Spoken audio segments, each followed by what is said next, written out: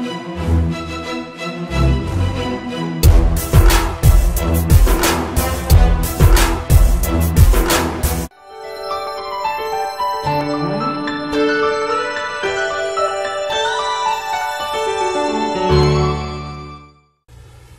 जी का खालसा वाहिगुरू जी की फतेह। TV TV के सारे दर्शक ते स्रोते ਜਿਹੜੇ ਸਾਡੇ ਨਾਲ ਇਸ ਵਕਤ ਨਾਰਥ ਅਮਰੀਕਾ ਦੇ ਵਿੱਚੋਂ ਜੁੜੇ ਹੋਏ ਆ ਜਾਂ ਫਿਰ ਸੋਸ਼ਲ ਮੀਡੀਆ ਦੇ ਰਾਹੀਂ ਦੁਨੀਆ ਭਰ ਦੇ ਵਿੱਚ ਸਾਨੂੰ ਦੇਖ ਰਹੇ ਆ, ਉਹਨਾਂ ਸਾਰਿਆਂ ਦਾ ਮੈਂ ਅਮਰਵੀਰ ਸਿੰਘ ਅੱਜ ਇਸ ਸਪੈਸ਼ਲ ਪ੍ਰੋਗਰਾਮ ਦੇ ਵਿੱਚ ਤੁਹਾਡਾ ਸਾਰਿਆਂ ਦਾ ਤਹਿ ਦਿਲੋਂ ਸਵਾਗਤ ਕਰਦਾ।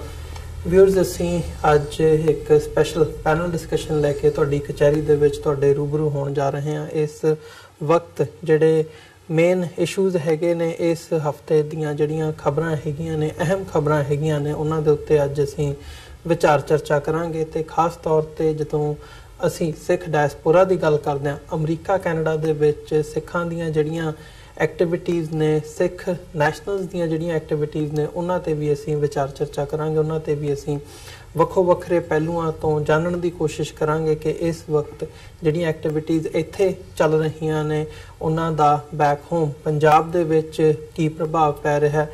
ਤੇ ਖਾਸ ਤੌਰ ਤੇ ਜਦੋਂ ਆਪਣੀ ਵੱਖਰੀ ਅਡਰੀ ਹੋਂਦ ਦੀ ਗੱਲ ਆਉਂਦੀ ਹੈ, ਉਹਦਾ ਜਿਹੜਾ ਵਿਰੋਧ ਹੁੰਦਾ ਹੈ ਭਾਰਤ ਦੇ ਆਫੀਸ਼ੀਅਲ ਚੈਨਲਸ ਰਾਹੀਂ ਵੀ ਤੇ ਅਦਰਵਾਈਜ਼ ਵੀ, ਉਹਦੇ ਤੇ ਕੀ ਟੇਕ ਹੈਗਾ। ਸੋ ਇਸ ਹਫਤੇ ਦੇ ਵਿੱਚ ਜਦੋਂ ਅਸੀਂ ਦੇਖਦੇ ਹਾਂ, ਜਿਹੜਾ ਲੰਘਾ ਦਿਨ ਸੀ, ਚਿੱਠੀ ਸਿੰਘਪੁਰਾ ਦਾ ਜਿਹੜਾ ਵਾਕਿਆ ਸਾਡੇ ਸਾਹਮਣੇ ਹੈ, ਜਿਹੜੀ ਘਟਨਾ ਵਾਪਰੀ ਸੀ, ਕਿਵੇਂ ਜਿਹੜੇ ਭਾਰਤ ਦੀਆਂ ਏਜੰਸੀਆਂ ਹੈਗੀਆਂ ਨੇ, ਉਹਨਾਂ ਵੱਲੋਂ ਜਿਹੜੇ ਸਿੱਖ ਹੈਗੇ ਨੇ, ਨਿਰਦੋਸ਼ ਸਿੱਖਾਂ ਦੇ ਨੂੰ ਕਤਲੇਆਮ ਕੀਤਾ ਗਿਆ ਸੀ। ਉਹਨਾਂ ਦਾ ਚਿੱਠੀ ਸਿੰਘਪੁਰਾ ਦੇ ਮੁਕਾਮ ਦੇ ਉੱਤੇ ਸੰਨ 2000 ਦੇ ਵਿੱਚ 20 ਮਾਰਚ ਨੂੰ, ਜਦੋਂ ਭਾਰਤ ਦੇ ਵਿੱਚ ਜਿਹੜੇ ਅਮਰੀਕਾ ਦੇ ਪ੍ਰਧਾਨ ਸੀ ਬਿਲ ਕਲਿੰਟਨ, ਉਹਨਾਂ ਦੀ ਫੇਰੀ ਦੀ ਸ਼ੁਰੂਆਤ ਹੁੰਦੀ ਹੈ।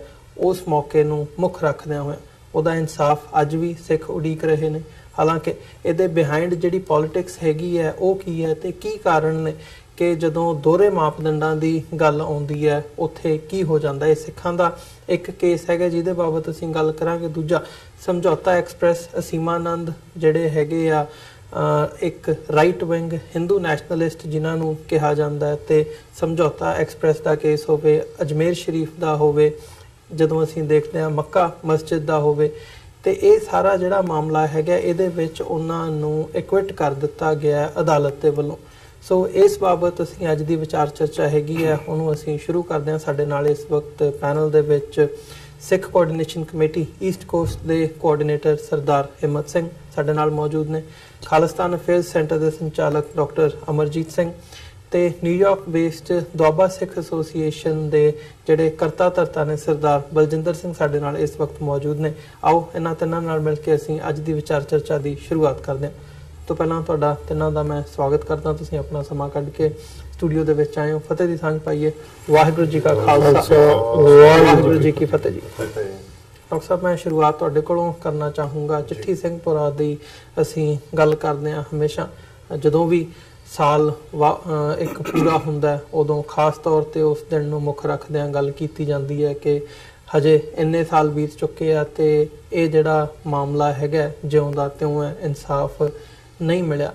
ਮੈਂ ਥੋੜੀ ਜਿਹੀ ਇਹਦੇ ਬਿਹਾਈਂਡ ਜਿਹੜੀ ਪੋਲਿਟਿਕਸ ਹੈਗੀ ਹੈ, ਉਸ ਬਾਬਤ ਗੱਲ ਕਰਨੀ ਚਾਹੂੰਗਾ। ਜ਼ਰੂਰ ਤੁਸੀਂ ਵੇਰਵੇ ਵੀ ਡਿਸਕਸ ਕਰੋਗੇ ਕਿ ਕੀ ਹੋਇਆ ਸੀ ਤੇ ਕਿਉਂ ਨਹੀਂ ਇਨਸਾਫ ਮਿਲ ਸਕਿਆ। ਦੇਖੋ, ਉਸ ਖਿੱਤੇ ਦੇ ਵਿੱਚ ਇੱਕ ਤਿਉਹਾਰ ਜਿਹਨੂੰ ਰੰਗਾਂ ਦਾ ਤਿਉਹਾਰ ਹੋਲੀ ਕਰਕੇ ਜਾਣਿਆ ਜਾਂਦਾ ਹੈ, ਸਦੀਆਂ ਤੋਂ ਮਨਾਇਆ ਜਾਂਦਾ ਹੈ। ਭਾਈ ਗੁਰਦਾਸ ਜੀ ਨੇ ਵੀ ਇਸ ਦਾ ਜ਼ਿਕਰ ਕੀਤਾ ਹੈ। ਔਰ ਅਸੀਂ ਜਦੋਂ ਗੁਰੂ ਅਰਜਨ ਸਾਹਿਬ ਦੀ ਬਸੰਤ ਰਾਗ ਦੇ ਵਿੱਚ ਬਾਣੀ ਦੇਖਦੇ ਤੇ ਹੋਲੀ ਕੀਨੀ ਸੰਤ ਸੇਵ ਰੰਗ ਲਾਗਾ ਅਤ ਲਾਲ ਦੇਵ ਦੇ ਨਾਲ ਹੋਲੀ ਦੀ ਗੱਲ ਹੁੰਦੀ। ਇਸ ਚੋਂ ਇੱਕ ਐਕਸਪ੍ਰੈਸ਼ਨ, ਜਦੋਂ ਕੋਈ ਕਤਲੇਆਮ ਇਸ ਲੈਵਲ ਦਾ ਹੁੰਦਾ ਹੈ ਜਿਹਦੇ ਵਿੱਚ ਕਿ ਬੇਗੁਨਾਹ ਦਾ ਖੂਨ ਡੁੱਲਦਾ ਹੈ, ਤੇ ਉਸ ਨੂੰ ਕਿਹਾ ਜਾਂਦਾ ਹੈ ਖੂਨ ਦੀ ਹੋਲੀ ਖੇਡਣ ਜੀ। ਤੇ ਜੇ ਅਸੀਂ ਚਿੱਠੀ ਸਿੰਘਪੁਰਾ 'ਚ ਜੋ ਵਾਕਿਆ 2000 'ਚ 20 ਮਾਰਚ 2000 ਤੋਂ ਹੋਇਆ, ਜਦੋਂ ਕਿ ਪ੍ਰੈਜ਼ੀਡੈਂਟ ਕਲਿੰਟਨ ਨੇ ਆਪਣੀ ਭਾਰਤ ਫੇਰੀ ਸ਼ੁਰੂ ਕੀਤੀ, ਤਾਂ ਇਸ ਵਿੱਚ ਕੋਈ ਸ਼ੱਕ ਨਹੀਂ ਹੈ ਕਿ ਉਸ ਦਿਨ 35 ਉਹਨਾਂ ਸਿੱਖਾਂ ਦਾ ਜਿਨ੍ਹਾਂ ਦਾ ਕੋਈ ਕਸੂਰ ਨਹੀਂ ਸੀ।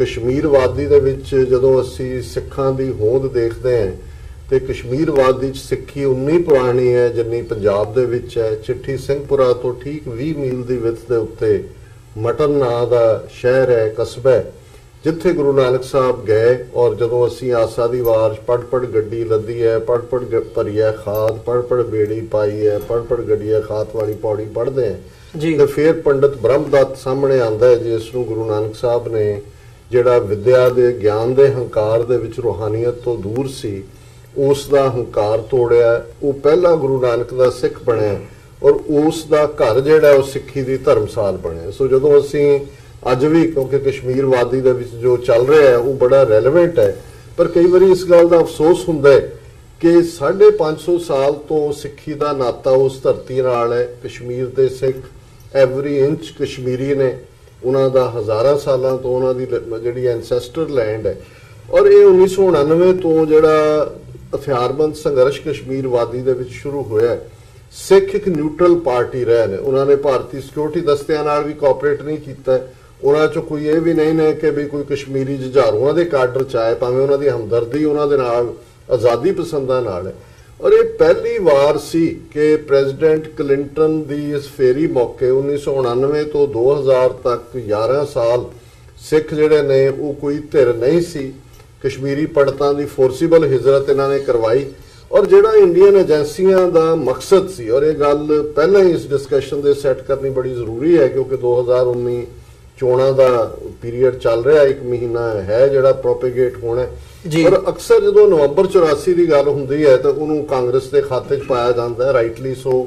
ਇੰਦਰਾ ਗਾਂਧੀ ਨੇ ਜੂਨ 84 ਦਾ ਘੱਲੂਘਾਰਾ ਵਰਤਾਇਆ, ਰਾਜੀਵ ਗਾਂਧੀ ਜਿਹੜਾ ਉਹ ਨਵੰਬਰ 1984 ਦੇ ਲਈ ਜ਼ਿੰਮੇਵਾਰ ਹੈ। ਪਰ ਇੱਕ ਗੱਲ ਜਿਹੜੀ ਕਿ ਬੀਜੇਪੀ ਔਰ ਅਕਾਲੀ ਵੀ ਜਿਹੜੇ ਕਿ ਬੀਜੇਪੀ ਦੇ ਭਾਈਵਾਲ ਨੇ, ਉਹਨਾਂ ਨੂੰ ਲੋਕ ਪੁੱਛਦੇ ਨਹੀਂ ਨੇ ਕਿ 2000 ਦੇ ਵਿੱਚ ਜਦੋਂ 35 ਸਿੱਖ ਚਿੱਠੀ ਸਿੰਘਪੁਰਾ ਦੇ ਵਿੱਚ ਮਾਰੇ ਗਏ ਸੀ, ਭਾਰਤੀ ਏਜੰਸੀਆਂ ਦੀ ਖੇਡ ਜਿਹੜੀ ਸੀ ਮਾਰਨ ਦੀ, ਉਦੋਂ ਤਾਂ ਅਟਲ ਬਿਹਾਰੀ ਵਾਜਪਾਈ ਪ੍ਰਧਾਨ ਮੰਤਰੀ ਸੀ, LK ਅਡਵਾਨੀ ਜਿਹੜਾ ਉਹ ਹੋਮ ਮਿਨਿਸਟਰ ਸੀ। ਸੋ ਜ਼ਾਹਿਰ ਹੈ ਜਿਉਂ-ਜਿਉਂ ਚਰਚਾ ਅੱਗੇ ਚੱਲੇਗੀ ਅਸੀਂ ਗੱਲ ਤੋਰਾਂਗੇ, ਪਰ ਇਹਦੇ 'ਚ ਕੋਈ ਸ਼ੱਕ ਨਹੀਂ ਹੈ ਕਿ ਜਿਹਨੂੰ ਐਮਨੈਸਟੀ ਇੰਟਰਨੈਸ਼ਨਲ ਨੇ ਆਪਣੀ ਰਿਪੋਰਟ 'ਚ ਦਿੱਤਾ, ਜਿਹਨੂੰ ਪ੍ਰੈਜ਼ੀਡੈਂਟ ਕਲਿੰਟਨ ਨੇ ਆਪਣਾ ਫੋਰਵਰਡ ਜਿਹੜਾ ਮਾਈਟੀ ਐਂਡ ਦੀ ਐਲਮਾਈਟੀ ਜਿਹੜੀ ਮੈਡਲਿਨ ਐਲਬਰਾਈਟ ਦੀ ਕਿਤਾਬ 'ਚ ਦਿੱਤਾ ਕਿ ਉਹ ਹੋਲੀ ਵਾਲਾ ਦਿਨ ਸੀ 20 ਮਾਰਚ। ਜਿਹੜੇ ਮਾਰਨ ਆਏ ਉਹ ਭਾਰਤੀ ਫੌਜ ਦੇ ਯੂਨੀਫਾਰਮ 'ਚ ਸੀ, ਕਿਉਂਕਿ ਇੱਕ ਉਹਦੇ 'ਚੋਂ ਸਰਵਾਈਵਰ ਹੈ, ਉਹਨਾਂ ਦੇ ਮੂੰਹਾਂ ਤੇ ਵੀ ਹੋਲੀ ਲੱਗੀ ਹੋਈ ਸੀ। ਔਰ ਜਾਣ ਲੱਗੇ ਉਹਨਾਂ ਨੇ ਭਾਰਤ ਮਾਤਾ ਕੀ ਜੈ ਔਰ ਦੂਸਰੇ ਨਾਅਰੇ ਲਗਾਏ। ਇਹ ਐਮਨੈਸਟੀ ਰਿਪੋਰਟ ਵੀ ਹੈ। ਸੋ ਸਿੱਖਾਂ ਦੇ ਖੂਨ ਦੀ ਹੋਲੀ ਖੇਡ ਕੇ ਜਿੱਥੇ 80,000 ਤੋਂ ਜ਼ਿਆਦਾ ਕਸ਼ਮੀਰ ਵਾਦੀ ਦੇ ਸਿੱਖਾਂ ਨੂੰ ਹਿਜਰਤ ਲਈ ਮਜਬੂਰ ਕਰਨ ਦੀ ਲਾਈਨ ਸੀ, ਉੱਥੇ ਪ੍ਰੈਜ਼ੀਡੈਂਟ ਕਲਿੰਟਨ ਦੀ ਆਮਦ ਮੌਕੇ ਇਹ ਕਤਲੇਆਮ ਕਰਕੇ ਜਿਹੜਾ ਕਸ਼ਮੀਰ ਮੁੱਦੇ ਤੇ ਅਮਰੀਕਨ ਪ੍ਰੈਸ਼ਰ ਬਿਲਟ ਹੋਣਾ ਸੀ ਇੰਡੀਅਨ ਜਿਹੜਾ ਗਵਰਨਮੈਂਟ ਦੇ ਉੱਤੇ, ਉਹਨੂੰ ਡਾਈਵਰਟ ਕੀਤਾ ਔਰ ਫਿਰ ਉਹਨੂੰ ਲਸ਼ਕਰੇ ਤਾਇਬਾ ਦੇ ਖਾਤੇ 'ਚ ਪਾ ਕੇ ਜਿਹੜੀ ਖੇਡ ਹੁਣ ਪੁਲਵਾਮਾ ਦੀ ਆੜ ਦੇ ਵਿੱਚ ਭਾਰਤ ਨੇ ਖੇਡੀ ਹੈ, ਉਸ ਦਾ ਇਹ ਪ੍ਰੀਕਰਸਰ ਹੈ ਜੋ ਕੁਝ 20 ਮਾਰਚ 2000 ਨੂੰ ਹੋਇਆ ਸੀ। ਜੀ ਹਿੰਮਤ ਸਿੰਘ ਜੀ, ਤੁਹਾਡੇ ਵੱਲ ਆਵਾਂ। ਜਿਵੇਂ ਡਾਕਟਰ ਸਾਹਿਬ ਨੇ ਮੈਂਸ਼ਨ ਕੀਤਾ ਵੀ ਜਿਹੜਾ ਇਹ ਸਾਰਾ ਘਟਨਾਕ੍ਰਮ ਸੀ ਇਹਨੂੰ ਪੁਲਵਾਮਾ ਦੇ ਹਮਲੇ ਨਾਲ ਰਿਲੇਟ ਕੀਤਾ। ਪੁਲਵਾਮਾ ਦੇ ਹਮਲੇ ਤੋਂ ਬਾਅਦ ਜਿਹੜਾ ਸਾਰਾ ਵਰਤਾਰਾ ਵਾਪਰਿਆ ਉਹਦੇ 'ਚ ਅਸੀਂ ਦੇਖਿਆ ਕਿ ਕਿਵੇਂ ਪਾਕਿਸਤਾਨ ਨੂੰ ਬਲੇਮ ਕੀਤਾ ਗਿਆ ਤੇ ਫਿਰ ਜਿਹੜੀਆਂ ਸਟ੍ਰਾਈਕਸ ਵੀ ਨੇ, 에ਅਰ ਸਟ੍ਰਾਈਕਸ, ਉਹ ਕੀਤੀਆਂ ਗਈਆਂ ਨੇ। ਇੱਕ ਬੜਾ ਵੱਡਾ ਦਾਅਵਾ ਕੀਤਾ ਗਿਆ ਕਿ ਅਸੀਂ 350 ਜਿਹੜੇ ਹੈਗੇ ਆ ਮਾਰ ਮੁਕਾਏ ਆ ਉੱਥੇ ਆਤੰਕਵਾਦੀ, ਤੇ ਉਹ ਇੰਟਰਨੈਸ਼ਨਲ ਮੀਡੀਆ ਨੇ ਉਹ ਝੂਠ ਜਿਹੜਾ ਹੈਗਾ ਉਹ ਜੱਗ ਜ਼ਾਹਰ ਕਰ ਦਿੱਤਾ ਵੀ ਆਫੀਸ਼ੀਅਲੀ ਇੰਡੀਆ ਨੇ ਇਸ ਮੁੱਦੇ ਦੇ ਉੱਤੇ ਝੂਠ ਬੋਲਿਆ। ਸੋ ਕੀ ਜਿਹੜੇ ਹੁਣ ਹਾਲਾਤ ਹੈਗੇ ਆ, ਹੁਣ ਵੀ ਚੋਣਾਂ ਦਾ ਮੁਕਾਮ ਹੈਗਾ, ਚੋਣਾਂ ਦੇ ਵਿੱਚ ਫਾਇਦਾ ਲੈਣ ਦੀ ਗੱਲ ਹੈ, ਕਿ ਇਹਨੂੰ ਵੀ ਉਸੇ ਦੇ ਨਾਲ ਜੋੜਿਆ ਜਾ ਸਕਦਾ ਵੀ ਜੋ 2000 ਦੇ ਵਿੱਚ ਚਿੱਟੀ ਸਿੰਘਪੁਰਾ ਦੇ ਮੁਕਾਮ ਤੇ ਵਾਪਰਿਆ ਉਹਦੇ ਬਿਹਾਈਂਡ ਵੀ ਇਹੀ ਪੋਲਿਟਿਕਸ ਸੀ? ਬਿਲਕੁਲ ਜੀ, ਇਹ ਗੱਲ ਦਰੁਸਤ ਆ ਕਿ ਉਸ ਵੇਲੇ ਵੀ ਜਿਹੜੀ ਸਿਆਸਤ ਸੀਗੀ, ਜਿਵੇਂ ਅਮਰੀਕਾ ਦਾ ਪ੍ਰੈਜ਼ੀਡੈਂਟ ਬਿਲ ਕਲਿੰਟਨ ਜਦ ਉਸ ਵੇਲੇ ਭਾਰਤ ਦੀ ਫੇਰੀ ਤੇ, ਜਿਵੇਂ ਡਾਕਟਰ ਸਾਹਿਬ ਉਹਨਾਂ ਨੇ ਪਹਿਲਾਂ ਦੱਸਿਆ ਹੀ ਆ, ਇਹ ਭਾਰਤੀ ਏਜੰਸੀਆਂ ਨੇ ਉਸ ਵੇਲੇ ਅਟਲ ਬਿਹਾਰੀ ਵਾਜਪਾਈ ਦੀ ਜਿਹੜੀ ਸਰਕਾਰ ਸੀਗੀ, ਬੀਜੇਪੀ ਦੀ ਸਰਕਾਰ ਸੀਗੀ। ਸੋ ਇਹਨਾਂ ਦਾ ਏਜੰਡਾ ਜਿਹੜਾ ਹਿੰਦੂਤਵ ਦਾ ਏਜੰਡਾ ਆ, ਜੋ RSS, ਬਜਰੰਗ ਦਲ, ਸ਼ਿਵ ਸੈਨਾ, ਹੋਰ ਕਿੰਨੀਆਂ ਹੀ ਕੱਟੜਪੰਥੀ ਹਿੰਦੂ ਜਥੇਬੰਦੀਆਂ ਜਿਨ੍ਹਾਂ ਨੂੰ ਅਸੀਂ ਅਮਰੀਕਾ ਦੇ ਵਿੱਚ CIA ਨੇ ਹਿੰਦੂ ਜਿਹੜੀਆਂ ਅੱਤਵਾਦੀ ਜਥੇਬੰਦੀਆਂ ਵੀ ਐਲਾਨਿਆ ਇਹਨਾਂ ਦੀ ਏਜੰਸੀਆਂ ਨੇ। ਸੋ ਅਸੀਂ ਜਦੋਂ ਅੱਜ ਦੇਖਦੇ ਹਾਂ ਕਿ ਜੋ ਇਹ ਤਰੀਕ ਚੱਲ ਰਹੀ ਹੈ, ਅੱਜ ਦਾ ਦਿਨ ਜੋ ਅਸੀਂ ਜਿੱਥੇ ਆਪਣੇ ਸਿੱਖ ਭਰਾਵਾਂ ਨੂੰ ਜਿਹੜੇ ਚਿੱਠੀ ਸਿੰਘਪੁਰਾ ਦੇ ਵਿੱਚ ਮਾਰੇ ਗਏ ਆ, ਅੱਜ ਉਹਨਾਂ ਨੂੰ ਯਾਦ ਕਰ ਰਹੇ ਆ ਕਿ ਸਾਡੇ ਭਰਾ ਉਹਨਾਂ ਨੂੰ ਕਿਵੇਂ ਭਾਰਤੀ ਏਜੰਸੀਆਂ ਨੇ ਇੱਕ ਬਲੇਮ ਗੇਮ ਜਿਹੜੀ ਆ ਪਾਕਿਸਤਾਨ ਦੇ ਉੱਤੇ ਲਾਉਣ ਦੀ ਜਿਹੜੀ ਆ ਸਾਜ਼ਿਸ਼ ਜਿਹੜੀ ਇੰਡੀਆ ਗਵਰਨਮੈਂਟ ਦੀ ਉਹਨਾਂ ਦੀਆਂ ਏਜੰਸੀਆਂ ਦੀ ਸੀਗੀ। ਸੋ ਉਹੀ ਅੱਜ ਸਿਸਟਮ ਜਿਹੜਾ ਪੁਲਵਾਮਾ ਦੇ ਵਿੱਚ ਹੋਇਆ ਆ ਅਟੈਕ, ਸੋ ਉਹ 2019 ਦੀਆਂ ਜਿਹੜੀਆਂ ਹੁਣ ਇਲੈਕਸ਼ਨਾਂ ਮੋਦੀ ਦਾ ਜਿੱਤਣ ਦਾ ਜਿਹੜਾ ਸਟੰਟ ਜਿਹੜਾ ਸੀਗਾ ਉਹਦੇ ਨਾਲ ਬਹੁਤ ਕੁਝ ਲਿਬਰੇਟ ਆ, ਜਿਹਦੇ ਵਿੱਚ ਅਸੀਂ ਜਿਹੜਾ ਕਰਤਾਰਪੁਰ ਕੋਰੀਡੋਰ ਲਾਂਘੇ ਦੀ ਗੱਲ ਵੀ ਸੀ, ਜੇ ਅਸੀਂ ਸਿੱਖ ਸੰਦਰਭ ਅਸੀਂ ਆਪਣੇ ਪੁਆਇੰਟ ਆਫ ਵਿਊ ਤੇ ਕਹੀਏ ਕਿ ਉਹ ਵੀ ਇੱਕ ਲਾਂਘਾ ਜਿਹੜਾ ਭਾਰਤੀ ਏਜੰਸੀਆਂ ਨੂੰ ਭਾਰਤੀ ਸਰਕਾਰ ਨੂੰ ਮਨਜ਼ੂਰ ਨਹੀਂ ਆ ਕਿ ਸਿੱਖਾਂ ਦੀ ਜਿਹੜੀ ਉਸ ਧਰਤੀ ਜਿਸ ਧਰਤੀ ਤੇ ਬਾਬੇ ਨਾਨਕ ਦਾ ਉਹ ਸਥਾਨ ਆ, ਉਸ ਜਗ੍ਹਾ ਦੇ ਉੱਤੇ ਸਿੱਖ ਆਪਣੀ ਅਰਦਾਸ ਦੇ ਵਿੱਚ ਵੀ ਹਮੇਸ਼ਾ ਜ਼ਿਕਰ ਕਰਦੇ ਆ ਵਿਛੜੇ ਗੁਰਧਾਮਾਂ ਦੀਆਂ ਅਰਦਾਸਾਂ, ਦਰਸ਼ਨ ਦਿਦਾਰੇ ਸੇਵਾ ਸੰਭਾਲ ਦਾ ਦਾਨ ਬਖਸ਼ੋ। ਸੋ ਉਸ ਚੀਜ਼ ਦੇ ਉੱਤੇ ਸਿੱਧਾ ਅਟੈਕ ਜਿਹੜਾ ਆ ਹੁਣ ਜਦੋਂ ਵਰਲਡ ਦੀਆਂ ਵੱਡੀਆਂ ਕੰਟਰੀਆਂ ਏਜੰਸੀਆਂ ਜਿਹੜੀਆਂ ਇਹਨਾਂ ਦੀਆਂ ਉਹਨਾਂ ਨੇ ਅੱਜ ਦੇ ਸਮੇਂ ਦੇ ਵਿੱਚ ਭਾਰਤ ਦੇ ਮੀਡੀਆ ਨੂੰ ਔਰ ਭਾਰਤੀ ਸਿਸਟਮ ਨੂੰ ਸਭ ਤੋਂ ਨੰਬਰ 1 ਤੇ ਵੱਡੇ ਤਾਦਾਦ ਦੇ ਵਿੱਚ ਜਿਹੜੀਆਂ ਫੇਕ ਨਿਊਜ਼ ਝੂਠੀਆਂ ਖਬਰਾਂ ਉਹ ਇਹ ਫੈਲਾਉਂਦੇ ਆ। ਸੋ ਇਹ ਹਮੇਸ਼ਾ ਹੀ ਕਰਦੇ ਗੇਮ ਆਪ ਇਹਨਾਂ ਦੀਆਂ ਏਜੰਸੀਆਂ, ਸੋ ਬਲੇਮ ਪਾਕਿਸਤਾਨ ਤੇ ਲਾਉਂਦੇ ਆ ਜਦ ਕਿ ਸੱਚਾਈ ਕੋਹਾਂ ਦੂਰ ਹੁੰਦੀ ਆ। ਸੋ ਅਸੀਂ ਜਿਹੜਾ ਆ ਸਿੱਖ ਕੌਮ ਨੇ ਮਿਨੋਰਟੀ ਨੇ ਅਸੀਂ ਜਿਹੜਾ ਉਸ ਸਾਰਾ ਕੁਝ ਆਪਣੇ ਹੱਡੀ ਹੰਡਾਇਆ। ਸੋ ਅੱਜ ਅਸੀਂ ਦੁਨੀਆ ਦੀ ਵੱਡੀ ਪਾਵਰ ਅਮਰੀਕਾ US ਦੇ ਵਿੱਚ ਅਸੀਂ ਰਹਿੰਦੇ ਆ, ਅਸੀਂ ਇੱਥੇ ਦੇ ਸਿਟੀਜ਼ਨ ਆ। ਜਦੋਂ ਅਸੀਂ ਵਰਲਡ ਦੀਆਂ ਨਿਊਜ਼ ਨੂੰ ਸਰਚ ਮਾਰਦੇ ਆ, ਜਦੋਂ ਅਸੀਂ ਭਾਰਤ ਦੀਆਂ ਕੰਪੈਰੀਜ਼ਨ ਕਰਦੇ ਆ ਤਾਂ ਕੋਹਾਂ ਦੂਰ ਸੱਚਾਈ ਤੋਂ ਉਹ ਝੂਠ ਪਰੋਸਦੇ ਆ ਵਰਲਡ ਦੇ ਇੰਟਰਨੈਸ਼ਨਲ ਮੀਡੀਆ ਦੇ ਅੱਗੇ ਜਿਹੜੀ ਭਾਰਤੀ ਗਵਰਨਮੈਂਟ ਆ।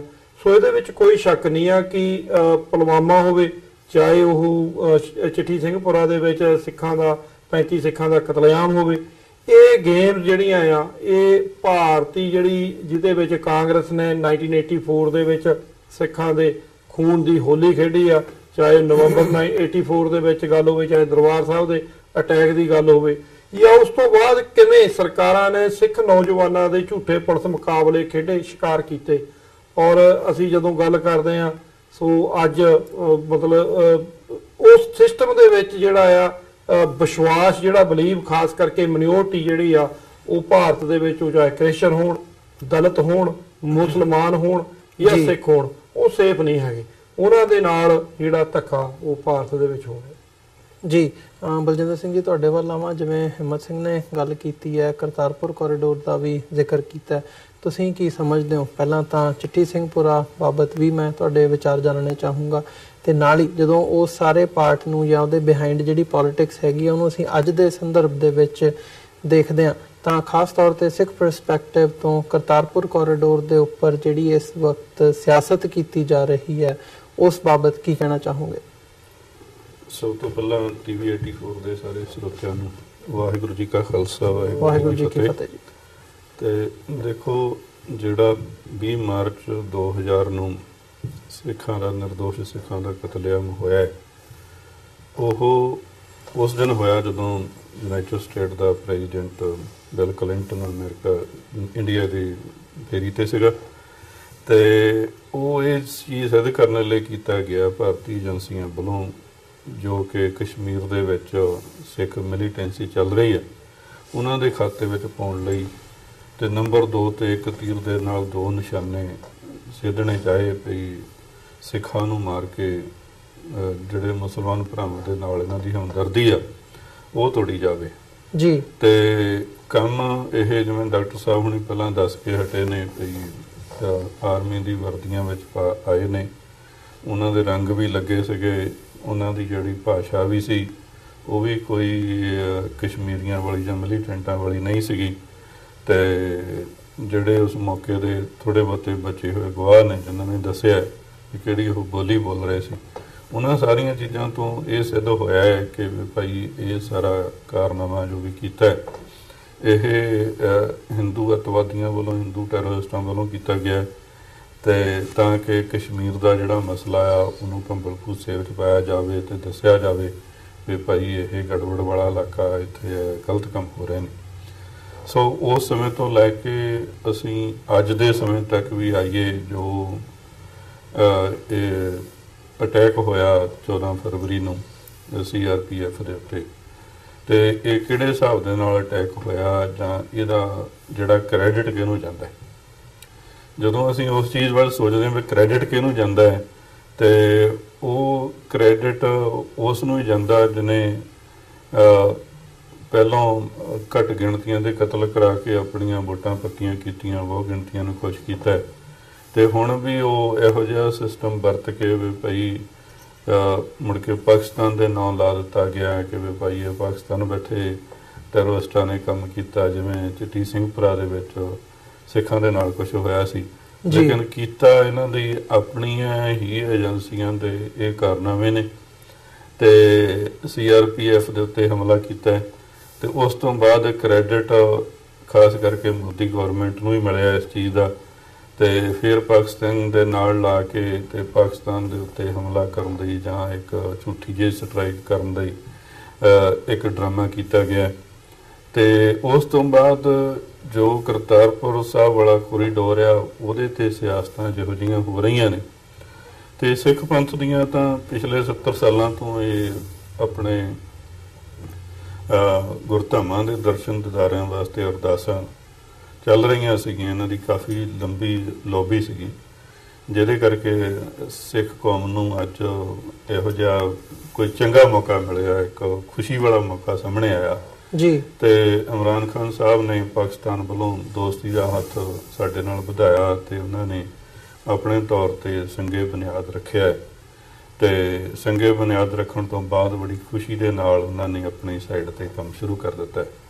ਲੇਕਿਨ ਅੱਜ ਤੱਕ ਇਸ ਪਾਸੇ ਜਿਨ੍ਹਾਂ ਦੇ ਨਾਲ ਅਸੀਂ ਆਪਣੀ ਕਿਸਮਤ ਨੂੰ ਜੋੜਿਆ, ਇੱਧਰਲੇ ਪਾਸੇ ਗੰਦੀ ਸਿਆਸਤ ਤੋਂ ਬਿਨਾਂ ਇਹਨਾਂ ਦੇ ਪੱਲੇ ਕੁਝ ਨਹੀਂ ਹੈਗਾ ਤੇ ਅੱਜ ਤੱਕ ਸਿਰਫ 1-2 ਮੀਟਿੰਗਾਂ ਹੀ ਕਰ ਸਕੇ ਨੇ ਤੇ ਉਹਦੇ ਤੇ ਵੀ ਇਹੀ ਕੁਝ ਕਰ ਰਹੇ ਨੇ ਵੀ ਭਾਈ ਇਹ ਜਿਹੜਾ ਲੰਘਾ ਖੋਲਾਂਗੇ ਤੇ ਇਹ ਇੱਕ ਟੈਰਰਿਸਟਾਂ ਦਾ ਆਉਣਾ ਜਾਣਾ ਵਧੂਗਾ ਕਿ ਜੋ ਸਿੱਖ ਕੌਮ ਨੂੰ ਆਸ ਦੀ ਕਰਨ ਦਿਸ ਰਹੀ ਹੈ ਉਹਦੇ ਉੱਤੇ ਪਾਣੀ ਫੇਰਨ ਲਈ, ਬਹੁ ਗਿਣਤੀ ਦੀਆਂ ਖੁਸ਼ੀਆਂ ਪ੍ਰਾਪਤ ਕਰਨ ਲਈ ਮੋਦੀ ਸਰਕਾਰ ਇਹੋ ਜਿਹਾ ਕੰਮ ਕਰ ਰਹੀ ਹੈ ਕਿ ਭਾਈ ਅਨਰੀਜ਼ਨੇਬਲ ਮੰਗਾਂ ਕਰ ਰਹੀ। ਕੋਈ ਵੀ ਮਤਲਬ ਪਿੱਛੇ ਜਾਏ ਤੁਸੀਂ ਕੱਲ ਹੀ ਮੈਂ ਬਾਦਲ ਦੀ ਸੁਖਬੀਰ ਸਿੰਘ ਬਾਦਲ ਦੀ ਮੈਂ ਬਿਆਨ ਦੇਖ ਰਿਹਾ ਸੀਗਾ ਉਹਦੇ ਉਹ ਕਹਿ ਰਿਹਾ ਸੀ ਕਿ ਪਾਕਿਸਤਾਨ ਇੱਥੋਂ ਹੀ ਮੁੱਕਰ ਗਿਆ।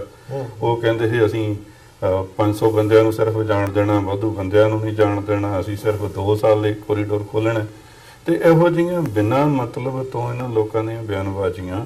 ਜਦੋਂ ਦੇਖਣ ਵਾਲੀ ਗੱਲ ਇਹ ਹੈ ਵੀ ਜੇ ਕੌਨਫੀਡੈਂਸ਼ੀਅਲ ਮੀਟਿੰਗ ਹੈ ਦੋਨੋਂ ਅਫੀਸ਼ੀਅਲਸ ਦੀ, ਮੀਡੀਆ ਨੂੰ ਅੰਦਰ ਜਾਣ ਨਹੀਂ ਦਿੰਦੇ, ਇਹਨਾਂ ਦੀ ਜਾਣਕਾਰੀ ਦਾ ਕੀ ਸਾਧਨ ਹੈ ਤੇ ਜੁਆਇੰਟ ਸਟੇਟਮੈਂਟ ਬੜੀ ਕਾਰਡੀਅਲ ਆ ਰਹੀ ਹੈ। ਇਹ ਜਿਹੜੇ ਆਪਣੇ ਬੱਚੇ ਜਮੂਰੇ ਨੇ ਇਹ ਸੁਖਬੀਰ ਔਰ ਇਹ ਅਮਰਿੰਦਰ ਇਹ ਛੱਡੇ ਹੋਏ ਨੇ ਸਿੱਖਾਂ 'ਚ ਅੱਗੋਂ ਕਨਫਿਊਜ਼ਨ ਪੈਦਾ ਕਰਨ ਲਈ ਔਰ ਪਾਕਿਸਤਾਨ ਪ੍ਰਤੀ ਨਾ ਪੱਖੀ ਮਾਹੌਲ ਬਣਾਉਣ ਦੇ ਲਈ। ਬਿਲਕੁਲ ਇਸ ਚੀਜ਼ ਦਾ ਬਹੁਤ ਗਲਤ ਪ੍ਰਭਾਵ ਪੈਂਦਾ ਹੈ। ਤੁਹਾਨੂੰ ਲੱਗਦਾ ਵੀ ਇਹ ਸਾਰੇ ਪਾਰਟ ਦੇ ਵਿੱਚ ਜਿਹੜੀ ਇਹ ਪੋਲਿਟਿਕਸ ਚੱਲ ਰਹੀ ਹੈ ਇਹਦੇ ਵਿੱਚ ਕਰਤਾਰਪੁਰ ਕੋਰੀਡੋਰ ਨੂੰ ਵੀ ਕਿਤੇ ਨਾ ਕਿਤੇ ਦਰਕਿਨਾਰ ਕਰਨ ਦੀ ਲਾਈਨ ਹੈਗੀ ਹੈ ਜਾਂ ਉਹਨੂੰ ਕੰਪਲੀਟਲੀ ਆਉਣ ਵਾਲੇ ਸਮੇਂ ਦੇ ਵਿੱਚ ਬੰਦ ਕੀਤਾ ਜਾ ਸਕਦਾ ਹੈ ਇੰਡੀਅਨ ਸਾਈਡ ਵੱਲੋਂ? ਦੇਖੋ ਜੇ ਡਾਇਸਪੋਰਾ ਸਿੱਖਾਂ ਦਾ ਇੰਪੈਕਟ ਨਾ ਹੁੰਦਾ, ਹੁਣ ਜਦੋਂ ਓਨਟਾਰੀਓ ਲੈਜਿਸਲੇਚਰ ਨੇ ਨਵੰਬਰ 84 ਨੂੰ ਸਿੱਖ ਜੈਨੋਸਾਈਡ ਮੰਨਿਆ, ਇੰਡੀਅਨ ਗਵਰਨਮੈਂਟ ਨੇ ਆਫੀਸ਼ੀਅਲ ਪ੍ਰੋਟੈਸਟ ਕੀਤਾ ਔਰ ਜਸਟਿਨ ਟਰੂਡੋ ਦੀ ਪਾਰਟੀ ਜਿਹੜੀ ਓਨਟਾਰੀਓ ਦੇ ਵਿੱਚ ਉਦੋਂ ਰੂਲਿੰਗ ਪਾਰਟੀ ਸੀ, ਜਸਟਿਨ ਟਰੂਡੋ ਤੇ ਉਹਦੇ ਸਾਰੇ ਹੀ ਮਿਨਿਸਟਰਾਂ ਦਾ ਔਰ ਸਿੱਖ ਐਮਪੀਆਂ ਦਾ ਉਹਨਾਂ ਨੇ ਕੀ ਹਾਲ ਕੀਤਾ।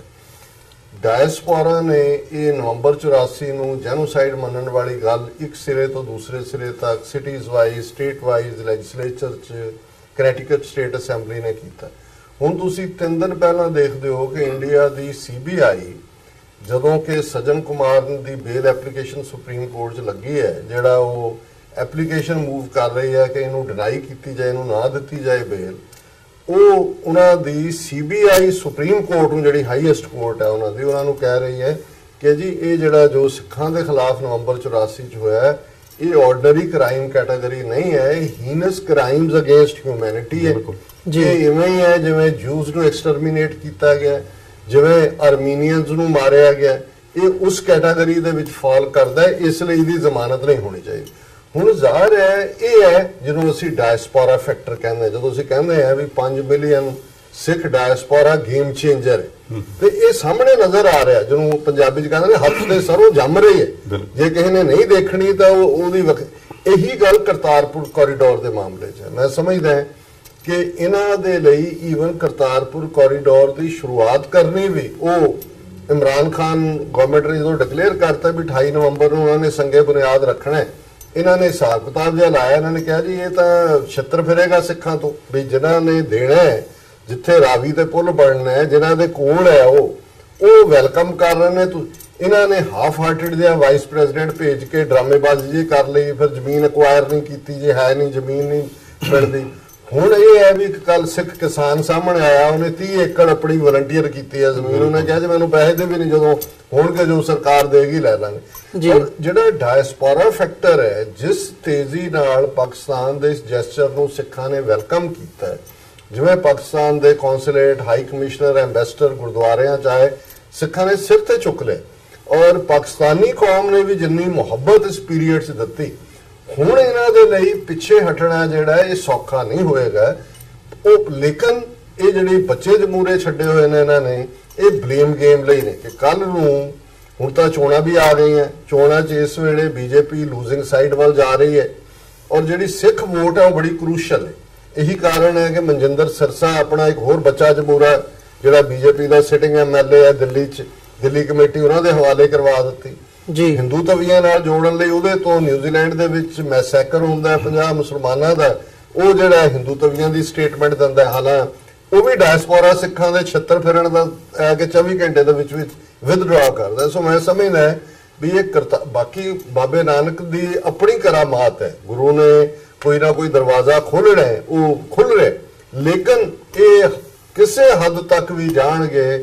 ਕੱਲ ਨੂੰ ਇਹਨਾਂ ਨੂੰ ਕੋਈ ਹੋਰ ਐਕਸ਼ਨ ਕਰਨਾ ਪੈਂਦਾ ਹੈ, ਸਿੱਖਾਂ ਨੂੰ ਕਿਸੇ ਹੋਰ ਖਾਤੇ 'ਚ ਪਾ ਕੇ ਨੈਗੇਟਿਵਿਟੀ। ਆਲਰੇਡੀ ਜੇ ਅਮਰਿੰਦਰ ਕਰਤਾਰਪੁਰ ਕੋਰੀਡੋਰ ਨੂੰ ਜਿਹੜਾ 72 ਸਾਲਾਂ, ਜਿਵੇਂ ਭਾਈ ਬਲਜਿੰਦਰ ਸਿੰਘ ਹੋਰਾਂ ਨੇ ਕਿਹਾ, 72 ਸਾਲਾਂ ਦੀ ਸਿੱਖ ਕੌਮ ਦੀ ਅਰਦਾਸ ਦਾ ਨਤੀਜਾ ਹੈ, ਔਰ ਇਮਰਾਨ ਖਾਨ ਸਾਹਿਬ ਦੀ ਹਕੂਮਤ ਦੀ ਫਰਾਖ ਦਿਲੀ ਹੈ ਕਿ ਉਹ ਐਕਸਟਰਾ ਮਾਈਲ ਗਏ ਨੇ ਕਿ ਭਾਈ ਇਹ ਪਾਰਟ ਹੋਏ। ਉਹਨਾਂ ਨੇ ਆਪਣੀ ਉੱਥੇ ਓਪਨਿੰਗ ਸਪੀਚ ਕਿਹਾ ਸੀ ਕਿ ਕੋਈ ਮੁਸਲਮਾਨ ਮਦੀਨੇ ਤੋਂ 4 ਕਿਲੋਮੀਟਰ ਦੂਰ ਹੋਇਆ, ਉਹਨੂੰ ਕਹੇ ਜੇ ਤੂੰ ਇੱਥੋਂ ਦੇਖ ਲੈ, ਤੂੰ ਮਦੀਨੇ ਜਾ ਨਹੀਂ ਸਕਦਾ, ਵੀ ਸਿੱਖਾਂ ਨਾਲ ਇਵੇਂ ਹੋ ਰਿਹਾ ਸੀ। ਸੋ ਇਹਦੀ ਥਰਸਟ ਇੰਨੀ ਜ਼ਿਆਦਾ ਹੈ, ਜਾਂ ਇਹਦੀ ਸਪਿਨ ਇੰਨੀ ਜ਼ਬਰਦਸਤ ਹੈ ਕਿ ਇਹ ਰਾਜ ਖਲੋ ਨਹੀਂ ਸਕਣਗੇ, ਪਰ ਇਹ ਹਰ ਯਤਨ ਕਰਨਗੇ ਇਹਨੂੰ ਰੋਕਣ ਦਾ। ਇੱਕ ਜਿਹੜੀ ਚੀਜ਼ ਨਾ ਇਹਦੇ ਵਿੱਚ, ਜਿਵੇਂ ਇਮਰਾਨ ਖਾਨ ਸਾਹਿਬ ਨੇ ਗੁਰੂ ਨਾਨਕ ਸਾਹਿਬ ਦੇ ਨਾਂ ਤੇ ਜਿਹੜੀ ਯੂਨੀਵਰਸਿਟੀ ਕਾਇਮ ਕਰਨ ਦਾ ਐਲਾਨ ਵੀ ਕੀਤਾ ਆ, ਔਰ ਤੁਸੀਂ ਵਿਦੇਸ਼ਾਂ ਦੇ ਵਿੱਚ ਵੀ, ਚਾਹੇ ਅਮਰੀਕਾ ਦੇ ਵਿੱਚ ਆਪਣੇ ਸਿੱਖ ਜਿਹੜੇ ਆ ਮੇਅਰ ਵੀ ਬਣੇ ਆ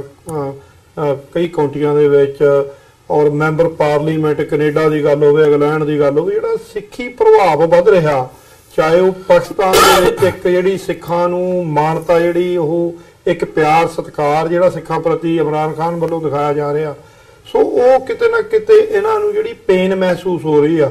ਕਿਉਂਕਿ ਜਦੋਂ ਉਹਦੇ ਉਲਟ ਅਸੀਂ ਦੇਖਦੇ, ਮੋਦੀ ਦੀ ਕੈਬਨਿਟ ਦੇ ਵਿੱਚ ਇੱਕ ਵੀ ਬੰਦਾ ਕੋਈ ਪੰਜਾਬ ਤੋਂ ਜਿਹੜਾ ਆ ਉਹ ਸਿੱਖ ਐਮਪੀ ਜਿਹੜਾ ਉਹਨਾਂ ਨੇ ਕੋਈ ਮੰਤਰੀ ਨਹੀਂ ਲਿਆ ਆ। ਜਦੋਂ ਅਸੀਂ ਜਸਟਿਸ ਟਰੂਡੋ ਦੀ ਵੀ ਸਟਾਰਟਿੰਗ ਦੇ ਵਿੱਚ ਸਪੀਚ ਸੁਣੀ ਆ, ਅਮਰੀਕਾ ਵਾਸ਼ਿੰਗਟਨ ਡੀਸੀ ਦੇ ਵਿੱਚ ਆਇਆ ਸੀ, ਉਹ ਪੱਤਰਕਾਰਾਂ ਨੂੰ ਸਵਾਲ ਕੀਤਾ ਸੀ, ਤੇ ਉਹਨਾਂ ਨੇ ਜਵਾਬ ਦੇ ਵਿੱਚ ਕਿਹਾ ਕਿ ਮੋਦੀ ਦੀ ਕੈਬਨਿਟ ਦੇ ਨਾਲੋਂ ਤਾਂ ਮੇਰੀ ਕੈਬਨਿਟ ਦੇ ਵਿੱਚ ਜ਼ਿਆਦਾ ਜਿਹੜੇ ਦਸਤਾਰਧਾਰੀ ਜਿਹੜੇ ਸਿੱਖ ਹੈਗੇ ਹਨ ਜੀ। ਇਹ ਗੱਲਾਂ ਕਿਤੇ ਨਾ ਕਿਤੇ ਉਹ ਸਾਰਾ ਹੀ ਜਿਹੜੀ ਗੇਮ ਉਹਨਾਂ ਦੀ ਪਲੈਨਿੰਗ ਹੈਗੀ ਆ ਭਾਰਤੀ ਸਟੇਟ ਦੀ, ਉਹ ਕੁੱਲ ਮਿਲਾ ਕੇ ਕੋਰੀਡੋਰ ਵੀ ਉਹਨਾਂ ਨੂੰ ਹਾਜ਼ਮ ਨਹੀਂ ਹੋ ਰਿਹਾ। ਔਰ ਪਲੱਸ ਹੁਣ 2019 ਦੀਆਂ ਜਿਹੜੀਆਂ ਇਲੈਕਸ਼ਨਾਂ, ਉਹਨਾਂ ਨੂੰ ਕਿਵੇਂ ਮਿਨੋਰਟੀ ਨੂੰ ਕੁੱਟ ਕੇ ਤੇ ਆਪਣੀ ਇੱਕ ਵੱਡੀ ਜਿਹੜੀ ਆ ਹਿੰਦੂਤਵਾ ਨੂੰ ਖੁਸ਼ ਕਰਕੇ ਕਿਵੇਂ ਉਹਨੂੰ ਵਿਨ ਕਰਨਾ, ਉਹਦੀਆਂ ਗੇਮ ਪਲੈਨਿੰਗ ਜੀ ਦੇ ਵਿੱਚ ਜਿਵੇਂ ਤੁਸੀਂ ਗੱਲ ਕੀਤੀ ਹੈ ਵੀ ਜਿਹੜਾ ਡਾਇਸਪੋਰਾ ਦੇ ਵਿੱਚ ਸਿੱਖ ਬੈਠੇ ਆ, ਉਹਨਾਂ ਦਾ ਜਿਹੜਾ ਪਾਵਰ ਹੈਗਾ ਇਸ ਵਕਤ ਜਿਸ ਹਿਸਾਬ ਨਾਲ ਸਮੇਂ ਦੇ ਨਾਲ ਜਿਵੇਂ ਜਿਵੇਂ ਉਹ ਵੱਧ ਰਿਹਾ, ਤੇ ਉਹਦੇ ਪਹਿਲਾਂ ਤਾਂ ਇੱਕ ਰੁਝਾਨ ਇਹ ਵੀ ਹੈਗਾ ਕਿ ਸਿੱਖਾਂ ਨੂੰ ਜਿਵੇਂ ਟੈਰਰਿਜ਼ਮ ਦੇ ਨਾਲ ਜੋੜਨ ਦੀ ਲਾਈਨ, ਪਾਕਿਸਤਾਨ ਦੇ ਨਾਲ ਜੋੜਨ ਦੀ ਲਾਈਨ, ਐਕਸਟ੍ਰੀਮਿਸਟ ਕਹਿ ਕੇ ਭੰਡਣ ਦੀ ਲਾਈਨ ਦੇਖਣ ਨੂੰ ਮਿਲਦੀ। ਉਹਦੀ ਇੱਕ ਉਦਾਹਰਣ ਅੱਜ ਹੀ ਜਿਹੜੀ ਲੇਟੈਸਟ ਅਸੀਂ ਕਹਿ ਸਕਦੇ ਹਾਂ, ਹੁਣ ਜਦੋਂ ਜਗਮੀਤ ਸਿੰਘ NDP ਪਾਰਟੀ ਦੇ ਲੀਡਰ ਬਣੇ ਆ ਕੈਨੇਡਾ ਦੇ ਵਿੱਚ, ਉਸ ਤੋਂ ਬਾਅਦ ਹੁਣ ਉਹਨਾਂ ਨੇ ਜਦੋਂ ਚੋਣ ਜਿੱਤ ਕੇ ਪਹਿਲੀ ਵਾਰ ਉਹ ਆਪਣੇ ਸਦਨ ਦੇ ਵਿੱਚ ਗਏ ਆ, ਤਾਂ ਮਤਲਬ ਇੰਡੀਅਨ ਮੀਡੀਆ ਦੇ ਵਿੱਚ ਕਾਫੀ ਥਾਵਾਂ ਤੇ ਉਹਨਾਂ ਨੂੰ ਇੰਡੀਅਨ ਓਰੀਜਨ ਦੇ ਪਹਿਲੇ ਜਿਹੜੇ ਇੰਡੀਅਨ ਹੈਗੇ ਆ ਉਹਦੇ ਵਜੋਂ ਪੇਸ਼ ਕੀਤਾ ਗਿਆ।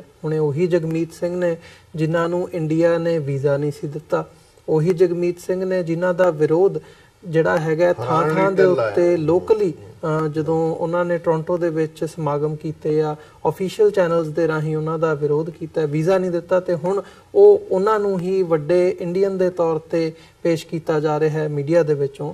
ਸੋ ਇਹ ਜਿਹੜੀ ਸਾਈਕੀ ਹੈਗੀ ਹੈ, ਇਸ ਬਾਬਤ ਤੁਸੀਂ ਕੀ ਕਹਿਣਾ ਚਾਹੋਗੇ? ਕੀ ਸਮਝਦੇ ਹੋ ਕਿ ਕਿਉਂ ਭੰਡਿਆ ਵੀ ਉਹਨਾਂ ਨੂੰ ਹੀ ਜਾਂਦਾ ਹੈ ਤੇ ਜਦੋਂ ਫਿਰ ਸੂਟ ਕਰਦਾ ਫਿਰ ਉਹਨਾਂ ਨੂੰ ਆਪਣਾ ਵੀ ਬਣਾਇਆ ਜਾਂਦਾ? ਦੇਖੋ, ਜੇ ਇਹਦੇ ਲਈ ਤੁਹਾਨੂੰ ਬ੍ਰਾਹਮਣਵਾਦ ਦੀ ਜਿਹੜੀ ਵਿਚਾਰਧਾਰਾ ਆਈਡੀਓਲੋਜੀ 4000 ਸਾਲ ਤੋਂ ਉਹਨੂੰ ਸਮਝਣਾ ਬੜਾ ਜ਼ਰੂਰੀ ਹੈ। ਬਹੁਤ ਵਾਰੀ ਵੈਸਟ ਦੇ ਵਿੱਚ ਮੈਕੀਆਵੈਲੀ ਦੀ ਗੱਲ ਹੁੰਦੀ ਹੈ ਜਦੋਂ ਵੀ ਕੋਈ ਪੋਲੀਟੀਕਲ ਦਾ ਪੇਚ ਜਾਂ ਮਿਸਚਿਫ ਦੀ ਗੱਲ ਹੋਏ, ਤੇ ਮੈਕੀਆਵੈਲੀ ਦਾ 500 ਸਾਲ ਪਹਿਲਾਂ ਹੋਇਆ, ਇਹ 4000 ਸਾਲ ਤੋਂ। ਔਰ ਜੇ ਤੁਸੀਂ ਚਾਣਕਿਆ ਦਾ ਕੂਟਨੀਤੀ ਸ਼ਾਸਤਰ ਦੇਖੋ ਤੇ ਫਿਰ ਤੁਹਾਨੂੰ ਇਹਨਾਂ ਦੇ ਦਾ ਪੇਚ ਸਮਝ ਆਉਂਦੇ ਨੇ। ਇੱਕ ਚਾਈਨੀਜ਼ ਥਿੰਕਰ ਬਾਰੇ ਜਿਹਨੇ ਆਰਟ ਆਫ ਵਾਰ ਲਿਖਿਆ ਹੈ, ਉਹਨੇ ਕਿਹਾ ਕਿ we try to defeat the enemy, if you fail then join it. So ਉਸ ਤੋਂ ਬਹੁਤ ਪਹਿਲਾਂ ਬ੍ਰਾਹਮਣਾਂ ਨੇ ਜਦੋਂ ਸਾਮ ਦਾਮ ਦੰਡ ਭੇਦ ਦਾ ਪ੍ਰਿੰਸੀਪਲ ਦਿੱਤਾ, ਔਰ ਇਹਨਾਂ ਦੀ ਜੇ ਤੁਸੀਂ ਸਾਰੀ ਮਹਾਭਾਰਤ ਇਹਨਾਂ ਦਾ ਵੱਡਾ ਐਪਿਕ ਹੈ, ਜੇ ਤੁਸੀਂ ਉਸ ਨੂੰ ਧਿਆਨ ਨਾਲ ਦੇਖੋ ਤੇ ਤੁਹਾਨੂੰ ਸਮਝ ਆ ਜਾਂਦੀ ਹੈ ਵੀ ਇਹਨਾਂ ਦੇ ਦਾ ਪੇਚ ਕੀ ਨੇ।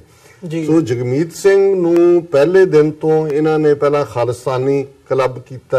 ontario ਅਸੈਂਬਲੀ ਦੇ ਵਿੱਚ ਜਦੋਂ ਨਵੰਬਰ 84 ਦਾ ਜੈਨੋਸਾਈਡ ਦਾ ਮਤਾ ਪਾਸ ਹੋਇਆ, ਜ਼ਾਹਰ ਹੈ NDP ਦੇ ਜਿਹੜੇ ਨੇ ਉਹ ਮੈਂਬਰ ਸਨ, ਔਰ ਉਹਨਾਂ ਨੇ ਇਹਦਾ ਕ੍ਰੈਡਿਟ ਲੈਣ ਦੀ ਥਾਂ ਲਿਬਰਲ ਗਵਰਨਮੈਂਟ ਸੀ ਔਰ ਮਿਸ ਮੱਲੀ ਸਿੱਖ ਬੀਬੀ ਜਿਹੜੀ ਹੈ ਉਹਨਾਂ ਰਾਹੀਂ ਪੇਸ਼ ਕਰਵਾਇਆ। ਔਰ ਇਹ ਉਹਨਾਂ ਦਾ ਵਿਰੋਧ ਲਗਾਤਾਰਤਾ ਨਾਲ ਜਾਰੀ ਰਿਹਾ। ਜਦੋਂ ਉਹਨਾਂ ਦੇ ਬ੍ਰਦਰ ਨੇ ਜਿਹੜੀ ਉਹਨਾਂ ਨੇ ਸੀਟ ਜਦੋਂ ਖਾਲੀ ਕੀਤੀ, ਜਦੋਂ NDP ਦੇ ਲੀਡਰ ਬਣੇ, ਸੋ ਜ਼ਾਹਰ ਹੈ ਕਿ MP ਬਣਨਾ ਉਹਨਾਂ ਦੇ ਲਈ ਅਹਿਮ ਸੀ ਜੇ ਕੱਲ ਨੂੰ ਉਹਨਾਂ ਨੇ ਲੀਡ ਕਰਨਾ ਪਾਰਟੀ ਨੂੰ। ਸੋ ਆਪਣੀ ਸੀਟ ਛੱਡੀ ਤਾਂ ਉਹਨਾਂ ਦੇ ਬ੍ਰਦਰ ਪਰਮਜੀਤ ਸਿੰਘ, ਉਹਨੂੰ ਹਰਾਉਣ ਲਈ ਸਾਰੀਆਂ ਇੰਡੀਅਨ ਏਜੰਸੀਆਂ ਜਿਹੜੀਆਂ ਨੇ ਉਹਨਾਂ ਦਾ ਪੂਰਾ ਟਿਲ ਲੱਗਾ ਹੋਇਆ ਸੀ। ਫਿਰ ਜਗਮੀਤ ਸਿੰਘ ਬਰਨਬੀ ਹਲਕੇ ਦੇ ਵਿੱਚ ਬ੍ਰਿਟਿਸ਼ ਕੋਲੰਬੀਆ 'ਚ ਗਏ MP, ਉੱਥੋਂ ਉਹਨਾਂ ਨੇ ਉੱਥੇ ਵੀ ਉਹਨਾਂ ਦਾ ਪੂਰਾ ਨੈਗੇਟਿਵਿਟੀ ਰਹੀ। ਸੋ ਹੁਣ ਜਦੋਂ ਉਹ MP ਬਣ ਗਏ ਨੇ ਔਰ ਜ਼ਾਹਰ ਹੈ NDP ਦੇ ਲੀਡਰ ਨੇ, ਔਰ ਇਸ ਗੱਲ ਦੀਆਂ ਬਹੁਤ ਪੋਸੀਬਿਲਿਟੀਜ਼ ਨੇ ਕਿ ਜਿਹੜੀਆਂ ਇਲੈਕਸ਼ਨਸ ਅਕਤੂਬਰ 'ਚ ਹੋਣੀਆਂ ਕੈਨੇਡਾ 'ਚ, ਮਾਈਨੋਰਟੀ ਗਵਰਨਮੈਂਟ ਬਣਨ ਦੇ ਚਾਂਸ ਨੇ, ਉੱਥੇ ਕਿਸੇ ਪਾਰਟੀ ਨੂੰ ਐਬਸੋਲੂਟ ਮੈਜੋਰਟੀ ਨਹੀਂ ਮਿਲੇਗੀ। ਔਰ ਜੇ ਲਿਬਰਲ ਔਰ NDP ਦੀ ਅਲਾਇੰਸ ਹੁੰਦੀ ਹੈ ਤਾਂ ਜ਼ਾਹਰ ਹੈ ਜਗਮੀਤ ਸਿੰਘ ਫੈਡਰਲ ਮਿਨਿਸਟਰ ਹੋਣਗੇ। ਹੁਣ ਇਸ ਸਾਰੇ ਨੂੰ ਉਹਨਾਂ ਦੇ ਸਪਿਨ ਮਾਸਟਰਸ ਨੇ ਦੇਖਿਆ। ਫਿਰ ਜਿਹੜੇ ਉਹਨਾਂ ਦੇ ਉਹ ਸ਼ੇਖਰ ਗੁਪਤਾ ਹੋਏ, ਇੰਡੀਆ ਟੁਡੇ ਹੋਏ, ਦੂਜੇ ਹੋਣ, ਉਹਨਾਂ ਨੇ ਉਹ ਕਿਹਾ ਜੀ Indian first time leader of the opposition, A man of Indian origin, ਜਿਹਨੂੰ ਵੀਜ਼ਾ ਨਹੀਂ ਤੁਸੀਂ ਦਿੱਤਾ, ਜਿਹਨੂੰ ਨੈਗੇਟ ਕਰਨ ਦੇ ਲਈ ਤੁਸੀਂ ਟਿਲ ਲਾਇਆ ਹੈ। ਸੋ ਮੈਂ ਸਮਝਦਾ ਹਾਂ ਵੀ ਜੇ ਅਸੀਂ ਇਸ ਸਟ੍ਰੈਟਜੀ ਨੂੰ ਸਮਝਾਂਗੇ ਫਿਰ ਸਾਨੂੰ ਉਹਨਾਂ ਦੀ ਗੇਮ ਵੀ ਸਮਝ ਆਏਗੀ। ਪਰ ਮੈਂ ਸਮਝਦਾ ਵੀ ਜਿਵੇਂ ਸਾਡੇ ਉਹ ਪੰਜਾਬੀ ਦਾ ਅਖਾਣ ਹੈ ਕਿ ਵੀ ਕਾਫਲੇ ਤੁਰੇ ਜਾਂਦੇ ਨੇ, ਕੁੱਤੇ ਭੌਂਕਦੇ ਰਹਿੰਦੇ ਨੇ, ਸਾਨੂੰ ਇਹਨਾਂ ਦੇ ਜਿਹੜੀ ਨੈਗੇਟਿਵਿਟੀ ਆ ਉਹਨੂੰ ਤਾਂ ਉਹਦੇ ਨਾਲ ਹੀ ਰੱਖਣਾ ਚਾਹੀਦਾ, ਭੌਂਕਣ ਨਾਲ। ਪਰ ਸਾਨੂੰ ਇਸ ਗੱਲ ਦਾ ਜ਼ਰੂਰ ਧਿਆਨ ਰੱਖਣਾ ਚਾਹੀਦਾ ਹੈ ਕਿ ਸਾਡੇ ਕਾਫਲੇ ਦੇ ਵਿੱਚ ਕਿਤੇ ਇਹਨਾਂ ਦੇ ਏਜੰਟ ਤਾਂ ਨਹੀਂ ਆ ਕੇ ਵੜ ਰਹੇ। ਜਿਵੇਂ ਜੇ ਕਰਤਾਰਪੁਰ ਲਾਂਘਾ ਖੋਲ੍ਹਣ ਦੀ ਗੱਲ ਆਈ ਤੇ ਸਾਂਝਾ ਪੰਜਾਬ ਦੇ ਨਾਂ ਥੱਲੇ ਇੰਡੀਅਨ ਏਜੰਸੀਆਂ ਦੇ ਏਜੰਟ ਔਰ ਕੁਝ ਜਿਹੜੇ ਪਾਕਿਸਤਾਨੀ ਮੂਲ ਦੇ ਜਿਹੜੇ ਲੋਕ ਅਨਰੈਪਿਊਟਡ ਕਿਸਮ ਦੇ ਲੋਕ ਉਹ ਵੜ ਗਏ ਵਿੱਚ ਕਿ ਜੀ ਅਸੀਂ ਚੱਲੇ ਹਾਂ ਜੀ ਲਾਹੌਰ, ਫਿਰ ਉੱਥੇ ਜਮਰੌਦ ਜਾਵਾਂਗੇ ਜੀ, ਔਰ ਗਵਰਨਰ ਪੰਜਾਬ ਸਰਵਰ ਸਾਹਿਬ ਉਹਨਾਂ ਦੇ ਦਫ਼ਤਰ ਤੋਂ ਆ ਗਿਆ ਵੀ ਇਹਨਾਂ ਨੂੰ ਵੀਜ਼ੇ ਦਿਓ। ਸੋ ਅਸੀਂ ਇਸ ਦੇ ਨਾਲ ਸਗੋਂ ਇਹ ਜਿਹੜੀ ਹੈ ਇੱਕ ਕਾਈਂਡ ਆਫ ਕੌਸ਼ਨ ਵੀ ਦੇਣਾ ਚਾਹੁੰਦੇ ਆ ਆਪਣੇ ਪਾਕਿਸਤਾਨੀ ਜਿਹੜੇ ਆਫੀਸ਼ੀਅਲਸ ਨੇ ਕਿ ਹੁਣ ਇਸ ਗੱਲ ਦਾ ਧਿਆਨ ਰੱਖੋ ਕਿ ਕਰਤਾਰਪੁਰ ਲਾਂਘਾ ਤਾਂ ਇਹਨਾਂ ਤੋਂ ਰੁਕ ਨਹੀਂ ਸਕਣਾ ਹੈ, ਜਿੰਨੀ ਸਪਿਨ ਹੈ ਉਹਦੇ ਥੱਲੇ, ਪਰ ਇਹ ਉਹਨੂੰ ਗੰਦਲਾ ਕਰਨ ਦੀ ਕੋਸ਼ਿਸ਼ ਕਰਨਗੇ ਉੱਥੋਂ ਵੀ ਔਰ ਇੱਥੋਂ ਵੀ। ਸੋ ਉਹਨਾਂ ਇਹ ਡਾਇਸਪੋਰਾ 'ਚ ਬੈਠੇ ਜਿਹੜੇ ਪਗੜੀਧਾਰੀ ਇਹਨਾਂ ਦੇ ਜਿਹੜੇ ਨੇ ਰੈਂਟਾ ਸਿੱਖ, ਉਹਨਾਂ ਦੀ ਸ਼ਨਾਖਤ ਜ਼ਰੂਰ ਕੀਤੀ ਜਾਏ। ਜੀ, ਅਸੀਂ ਕਾਨੂੰਨ ਦੇ ਦੋਹਰੇ ਮਾਪਦੰਡਾਂ ਦੀ ਗੱਲ ਕਰੀਏ, ਚਿੱਠੀ ਸਿੰਘਪੁਰਾ ਦਾ ਅਸੀਂ ਜ਼ਿਕਰ ਕਰਕੇ ਹਟੇ ਹਾਂ ਕਿ ਹਜੇ ਤੱਕ ਜਿਹੜੇ 35 ਸਿੱਖਾਂ ਨੂੰ ਮੌਤ ਦੇ ਘਾਟ ਉਤਾਰਿਆ ਗਿਆ ਸੀ ਉਹਨਾਂ ਦਾ ਇਨਸਾਫ ਨਹੀਂ ਮਿਲਿਆ ਹੈਗਾ। ਬਲਜਿੰਦਰ ਸਿੰਘ ਜੀ, ਮੈਂ ਤੁਹਾਡੇ ਵੱਲ ਇਸ ਸਵਾਲ ਨੂੰ ਰੱਖਣਾ ਚਾਹੂੰਗਾ ਕਿ ਅੱਜ ਦੇ ਹਾਲਾਤ ਜਿਹੜੇ ਹੈਗੇ ਆ, ਅਸੀਂ ਆਪਣੇ ਵੱਲ ਜਦੋਂ ਦੇਖਦੇ ਹਾਂ ਸਿੱਖਾਂ ਨੂੰ ਇਨਸਾਫ ਨਹੀਂ ਦਿੱਤਾ ਜਾਂਦਾ, ਤੇ ਜਦੋਂ ਸਮਝੌਤਾ ਬੰਬ ਬਲਾਸਟ ਦੀ ਮੱਕਾ ਮਸਜਿਦ ਜਾਂ ਅਜਮੇਰ ਸ਼ਰੀਫ ਦੇ ਬਲਾਸਟ ਦੀ ਗੱਲ ਆਉਂਦੀ ਆ, ਉਹਦੇ ਵਿੱਚ ਹਿੰਦੂਤਵਾ ਦੇ ਜਿਹੜੇ ਪ੍ਰਿੰਟਸ ਹੈਗੇ ਆ ਉਹ ਆਲ ਓਵਰ ਸਾਹਮਣੇ ਆਏ, ਜਾਂਚ CBI ਵੱਲੋਂ ਕੀਤੀ ਗਈ। ਹੁਣ ਮਤਲਬ ਇੱਕ ਇੱਕ ਕਰਕੇ ਪਿਛਲੇ ਜੇ 3 ਸਾਲਾਂ ਦਾ ਟਾਈਮ ਪੀਰੀਅਡ ਦੇਖਣਾ ਹੋਵੇ, ਇਹਨਾਂ ਤਿੰਨਾਂ ਮਾਮਲਿਆਂ ਦੇ ਵਿੱਚ ਇੱਕ ਇੱਕ ਕਰਕੇ ਇਹ ਕਹਿ ਕੇ ਬਰੀ ਕਰ ਦਿੱਤਾ ਗਿਆ ਕਿ ਜੀ ਸਬੂਤ ਜਿਹੜੇ ਹੈਗੇ ਆ ਉਹ ਘੱਟ ਨੇ, ਸਬੂਤਾਂ ਦੀ ਘਾਟ ਕਾਰਨ ਜਿਹੜਾ ਹੈਗਾ ਉਹ ਨਹੀਂ ਜਿਹੜੀ ਸਜ਼ਾ ਦਿੱਤੀ ਜਾ ਸਕਦੀ। ਸੋ ਅਸੀਮਾਨੰਦ ਤੇ ਉਹਨਾਂ ਦੇ ਜਿਹੜੇ ਸਾਥੀ ਹਿੰਦੂ ਤਵੀ ਹੈਗੇ ਆ ਉਹਨਾਂ ਨੂੰ ਬਰੀ ਕਰ ਦਿੱਤਾ ਗਿਆ ਅਦਾਲਤ ਵੱਲੋਂ। ਕੀ ਕਹਿਣਾ ਚਾਹੋਗੇ ਇਸ ਬਾਰੇ? ਦੇਖੋ, ਇਸ ਮਸਲੇ 'ਚ ਸਾਡਾ ਤਕਰੀਬਨ 1947 ਤੋਂ ਹੀ ਲੈ ਲਈਏ ਕਿ ਸਿੱਖ ਕੌਮ ਲਈ ਕੋਈ ਇਨਸਾਫ ਨਾਂ ਦੀ ਚੀਜ਼ ਨਹੀਂ ਹੈਗੀ ਉੱਥੇ, ਤੇ ਘੱਟ ਗਿਣਤੀਆਂ ਲਈ ਕੋਈ ਇਨਸਾਫ ਨਹੀਂ ਹੈਗਾ। ਤੇ ਅਸੀਂ 1984 ਦੇ ਜਿਹੜੇ ਸਿੱਖ ਜੈਨੋਸਾਈਡ ਉਹਦੀ ਵੀ ਗੱਲਬਾਤ ਕਰੀਏ, ਉੱਥੇ ਵੀ ਡਰਾਮੇਬਾਜ਼ੀਆਂ ਹੋਈਆਂ, ਕਦੇ ਕੋਈ ਕਮਿਸ਼ਨ ਬਿਠਾਤਾ, ਕਦੇ ਕੋਈ ਕਮਿਸ਼ਨ ਬਿਠਾਤਾ। ਤੇ ਇਹ ਜੋ ਵੀ ਇਹ ਸਮਝੌਤਾ ਐਕਸਪ੍ਰੈਸ ਵਾਲਾ ਕੇਸ ਆ ਤੇ ਇਹਦੇ ਨਾਲ ਦੇ ਹੋਰ ਵੀ ਕੇਸ ਹੈਗੇ ਨੇ, ਇਹਨਾਂ ਲਈ ਜ਼ਿੰਮੇਵਾਰ ਜਿਹੜੇ ਹਿੰਦੂ ਅੱਤਵਾਦੀ ਆ ਉਹਨਾਂ ਨੂੰ ਪਹਿਲਾਂ ਅਰੈਸਟ ਕੀਤਾ ਗਿਆ, ਉਹਨਾਂ ਤੇ ਕੇਸ ਚੱਲੇ ਨੇ, ਉਹਨਾਂ ਨੂੰ ਸਜ਼ਾਵਾਂ ਚੱਲ ਰਹੀਆਂ। ਤੇ ਅੱਜ ਜਿਹੜੀ ਬਹੁਤ ਗਿਣਤੀ ਆ ਉਹਨੂੰ ਖੁਸ਼ ਕਰਨ ਵਾਸਤੇ 10 ਕੁ ਦਿਨ ਪਹਿਲਾਂ ਇਹਨੇ ਜਿਹੜਾ ਗੁਜਰਾਤ ਕਤਲੇਆਮ ਦਾ ਮਾਸਟਰ ਮਾਈਂਡ ਸੀ, ਜਿਹਨੇ ਮੰਨਿਆ ਕਿ ਵੀ ਮੈਂ 100 ਦੇ ਨੇੜੇ ਤੇੜੇ ਮੁਸਲਮਾਨਾਂ ਨੂੰ ਵੱਢਿਆ, ਮਾਰਿਆ, ਪੇਟਾਂ ਵਿੱਚੋਂ ਬੀਬੀਆਂ ਦੇ ਪੇਟ ਦੇ ਵਿੱਚੋਂ ਬੱਚੇ ਕੱਢ ਕੇ ਉਹਨਾਂ ਨੂੰ ਅੱਗਾਂ ਲਾਈਆਂ, ਉਹੋ ਜਿਹੇ ਬੰਦੇ ਨੂੰ ਮਾਫ਼ ਕਰਨਾ, ਅੱਜ ਅਸੀਮਾਨੰਦ ਤੇ ਉਹਦੇ ਨਾਲ ਦੇ 4 ਹਿੰਦੂ ਅੱਤਵਾਦੀ ਹੈ, ਉਹਨਾਂ ਨੂੰ ਬਰੀ ਕਰਨਾ, ਇਹ ਸਿਰਫ ਤੇ ਸਿਰਫ ਬਹੁਤ ਗਿਣਤੀ ਨੂੰ ਖੁਸ਼ ਕਰਨ ਵਾਸਤੇ ਆ। ਤੇ ਉੱਥੇ ਕੋਈ ਇਨਸਾਫ ਨਾਂ ਦੀ ਕੋਈ ਚੀਜ਼ ਨਹੀਂ ਹੈ। ਤੇ ਜਿਹੜੇ ਨਿਰਦੋਸ਼ ਲੋਕ 68 ਜਿਹੜੇ ਸਮਝੌਤਾ ਐਕਸਪ੍ਰੈਸ ਵਿੱਚ ਮਰੇ ਨੇ, ਉਹਨਾਂ ਦੇ ਜਿਹੜੇ ਪੇਰੈਂਟਸ ਨੇ, ਉਹਨਾਂ ਦੀ ਇੰਟਰਵਿਊ ਆ ਰਹੀਆਂ ਪਾਕਿਸਤਾਨ ਵੱਲ ਦੇ ਪਾਸਿਓਂ ਦੇ, ਭਾਈ ਉਹਨਾਂ ਨੇ ਆਪਣੇ ਬੱਚਿਆਂ ਨੂੰ ਕਿਵੇਂ ਸੜੇ ਹੋਏ ਦੇਖਿਆ ਜਾਂ ਕਿਹੜੇ ਢੰਗ ਦੇ ਨਾਲ ਉਹ ਸੜੇ ਨੇ। ਮਤਲਬ ਉਹ ਇੱਕ ਨਿਰਦੋਸ਼ ਲੋਕਾਂ ਦੇ ਕਾਤਲਾਂ ਨੂੰ ਅੱਜ ਮੋਦੀ ਗੌਰਮੈਂਟ ਬਰੀ ਕਰ ਰਹੀ ਹੈ, ਇੱਕ ਸਿਰਫ ਸਬੂਤਾਂ ਦੀ ਘਾਟ ਕਰਕੇ। ਦੂਜੇ ਪਾਸੇ ਸਿੱਖ ਕੌਮ ਦੇ ਉਹ ਨਿਰਦੋਸ਼ ਲੋਕ ਜਿਹੜੇ 20-20, 25-25 ਸਾਲ ਤੋਂ ਆਪਣੀਆਂ ਸਜ਼ਾਵਾਂ ਵੀ ਪੂਰੀਆਂ ਕਰ ਚੁੱਕੇ ਨੇ, ਜਿਨ੍ਹਾਂ ਤੇ ਕੋਈ ਸਬੂਤ ਵੀ ਹੈ ਨਹੀਂ, ਜਿਨ੍ਹਾਂ ਨੂੰ ਸਿਰਫ ਹੁਣ ਪਿਛਲੇ 2 ਮਹੀਨਿਆਂ ਦੀ ਗੱਲਬਾਤ ਹੈ ਕਿ ਨਵਾਂ ਸ਼ਹਿਰ ਜਿਹੜੀ ਡਿਸਟ੍ਰਿਕਟ ਕੋਰਟ ਹੈ, ਉਹਨਾਂ ਨੇ 3 ਸਿੱਖ ਨੌਜਵਾਨਾਂ ਨੂੰ ਇਸੇ ਕਰਕੇ ਉਮਰ ਕੈਦ ਦੀ ਸਜ਼ਾ ਦਿੱਤੀ ਕਿ ਵੀ ਭਾਈ ਉਹਨਾਂ ਦੇ ਕੋਲ ਲਿਟਰੇਚਰ ਸੀ। ਤੇ ਦੂਸਰੇ ਪਾਸੇ ਇੱਕ ਇਹੋ ਜਿਹੇ ਲੋਕ ਨੇ ਜਿਨ੍ਹਾਂ ਨੇ 100 ਬੰਦਾ ਮਾਰਿਆ, ਵੱਢਿਆ ਜਾਂ ਬੰਬ ਬਲਾਸਟ ਕੀਤੇ ਨੇ ਨਿਰਦੋਸ਼ ਲੋਕਾਂ ਨੂੰ, ਉਹਨਾਂ ਨੂੰ ਛੱਡ ਰਹੇ ਨੇ। ਇਹ ਇੱਕ ਦੋਗਲਾ ਕਾਨੂੰਨ ਆ ਜਾਂ ਦੋਗਲੀ ਨੀਤੀ ਆ। ਅਸੀਂ ਸੰਤ ਜਰਨੈਲ ਸਿੰਘ ਖਾਲਸਾ ਪਿੰਡਰਾਂ ਵਾਲਿਆਂ ਨੇ ਪਹਿਲਾਂ ਹੀ ਕਹਿ ਦਿੱਤਾ ਸੀ ਕਿ ਸਿੱਖ ਕੌਮ ਹਿੰਦੁਸਤਾਨ ਉੱਤੇ ਗੁਲਾਮ ਹੈ ਜੀ। ਤੇ ਇੱਥੇ 2 ਤਰ੍ਹਾਂ ਦਾ ਕਾਨੂੰਨ ਆ, ਬਹੁਤ ਗਿਣਤੀ ਲਈ ਵੱਖਰਾ ਕਾਨੂੰਨ ਹੈ, ਸਿੱਖਾਂ ਲਈ ਜਾਂ ਮੁਸਲਮਾਨਾਂ ਲਈ ਜਾਂ ਜਿਹੜੇ ਦਲਿਤ ਆ ਜਾਂ ਜਿਹੜੇ ਹੋਰ ਘੱਟ ਗਿਣਤੀਆਂ ਉਹਨਾਂ ਲਈ ਵੱਖਰਾ ਕਾਨੂੰਨ ਹੈ। ਸੋ ਇਹ ਚੀਜ਼ਾਂ ਅੱਜ ਸਾਡੇ ਸਾਹਮਣੇ ਆ ਰਹੀਆਂ ਨੇ ਸਾਰੀਆਂ।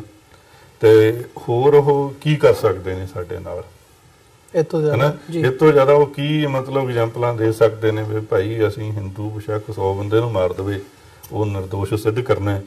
ਸਿੱਖ ਭਾਈ ਲਾਲ ਸਿੰਘ ਵਰਗੇ ਜਿਹਨਾਂ ਨੂੰ 25-25, 30-30 ਸਾਲ ਹੋ ਗਏ ਜੇਲ੍ਹਾਂ 'ਚ ਬੈਠਿਆਂ ਨੇ, ਜਿਨ੍ਹਾਂ ਤੇ ਇੱਕ ਵੀ ਮਰਡਰ ਦਾ ਕੇਸ ਨਹੀਂ ਹੈ, ਉਹਨਾਂ ਨੂੰ ਬਿਨਾਂ ਕਿਸੇ ਮਤਲਬ ਤੋਂ ਜੇਲ੍ਹਾਂ ਦੇ ਵਿੱਚ ਰੱਖਿਆ ਜਾ ਰਿਹਾ। ਤੇ ਜਿਨ੍ਹਾਂ ਦਾ ਕੋਈ ਵੀ ਹੋਰ ਵੀ ਬਹੁਤ ਸਾਰੇ ਨਾਮ ਨੇ, ਮੈਂ ਟਾਈਮ ਨਹੀਂ ਲੈਣਾ ਚਾਹੁੰਦਾ, ਜਿਹੜੇ ਸਿੱਖ ਬੰਦੀ ਨੇ ਸਾਡੇ ਪੋਲੀਟੀਕਲ ਪ੍ਰਿਜ਼ਨਰ ਨੇ, ਉਹਨਾਂ ਨੂੰ ਧੱਕੇ ਦੇ ਨਾਲ ਅੰਦਰ ਰੱਖਿਆ ਜਾ ਰਿਹਾ। ਤੇ ਜਿਹੜੇ 100 ਬੰਦੇ ਦੇ ਕਾਤਲ ਨੇ ਉਹਨਾਂ ਨੂੰ ਛੱਡਿਆ ਜਾ ਰਿਹਾ। ਡਾਕਟਰ ਸਾਹਿਬ, ਇਹ ਇੱਕ ਸਿਸਟਮ ਤੇ ਜਿਹੜਾ ਇੰਡੀਆ ਦਾ ਜਸਟਿਸ ਸਿਸਟਮ ਹੈਗਾ, ਜੁਡੀਸ਼ਰੀ ਹੈ, ਜਿਹਨੂੰ ਆਰਮੀ ਤੇ ਜੁਡੀਸ਼ਰੀ ਨੂੰ ਆਮ ਤੌਰ ਤੇ ਕਿਹਾ ਜਾਂਦਾ ਹੈ, ਹੁਣ ਤੱਕ ਵੀ ਕਿਹਾ ਜਾਂਦਾ ਹੈ ਕਿ ਇਹ 2 ਜਿਹੜੇ ਸਿਸਟਮ ਨੇ ਇਹ ਕਨਸਟੀਟਿਊਸ਼ਨ ਦੇ ਅਧੀਨ ਚੱਲਦੇ ਨੇ ਤੇ ਪੋਲੀਟੀਕਲ ਇੰਟਰਫੀਰੈਂਸ ਇਹਨਾਂ ਦੇ ਵਿੱਚ ਨਹੀਂ ਹੈਗੀ।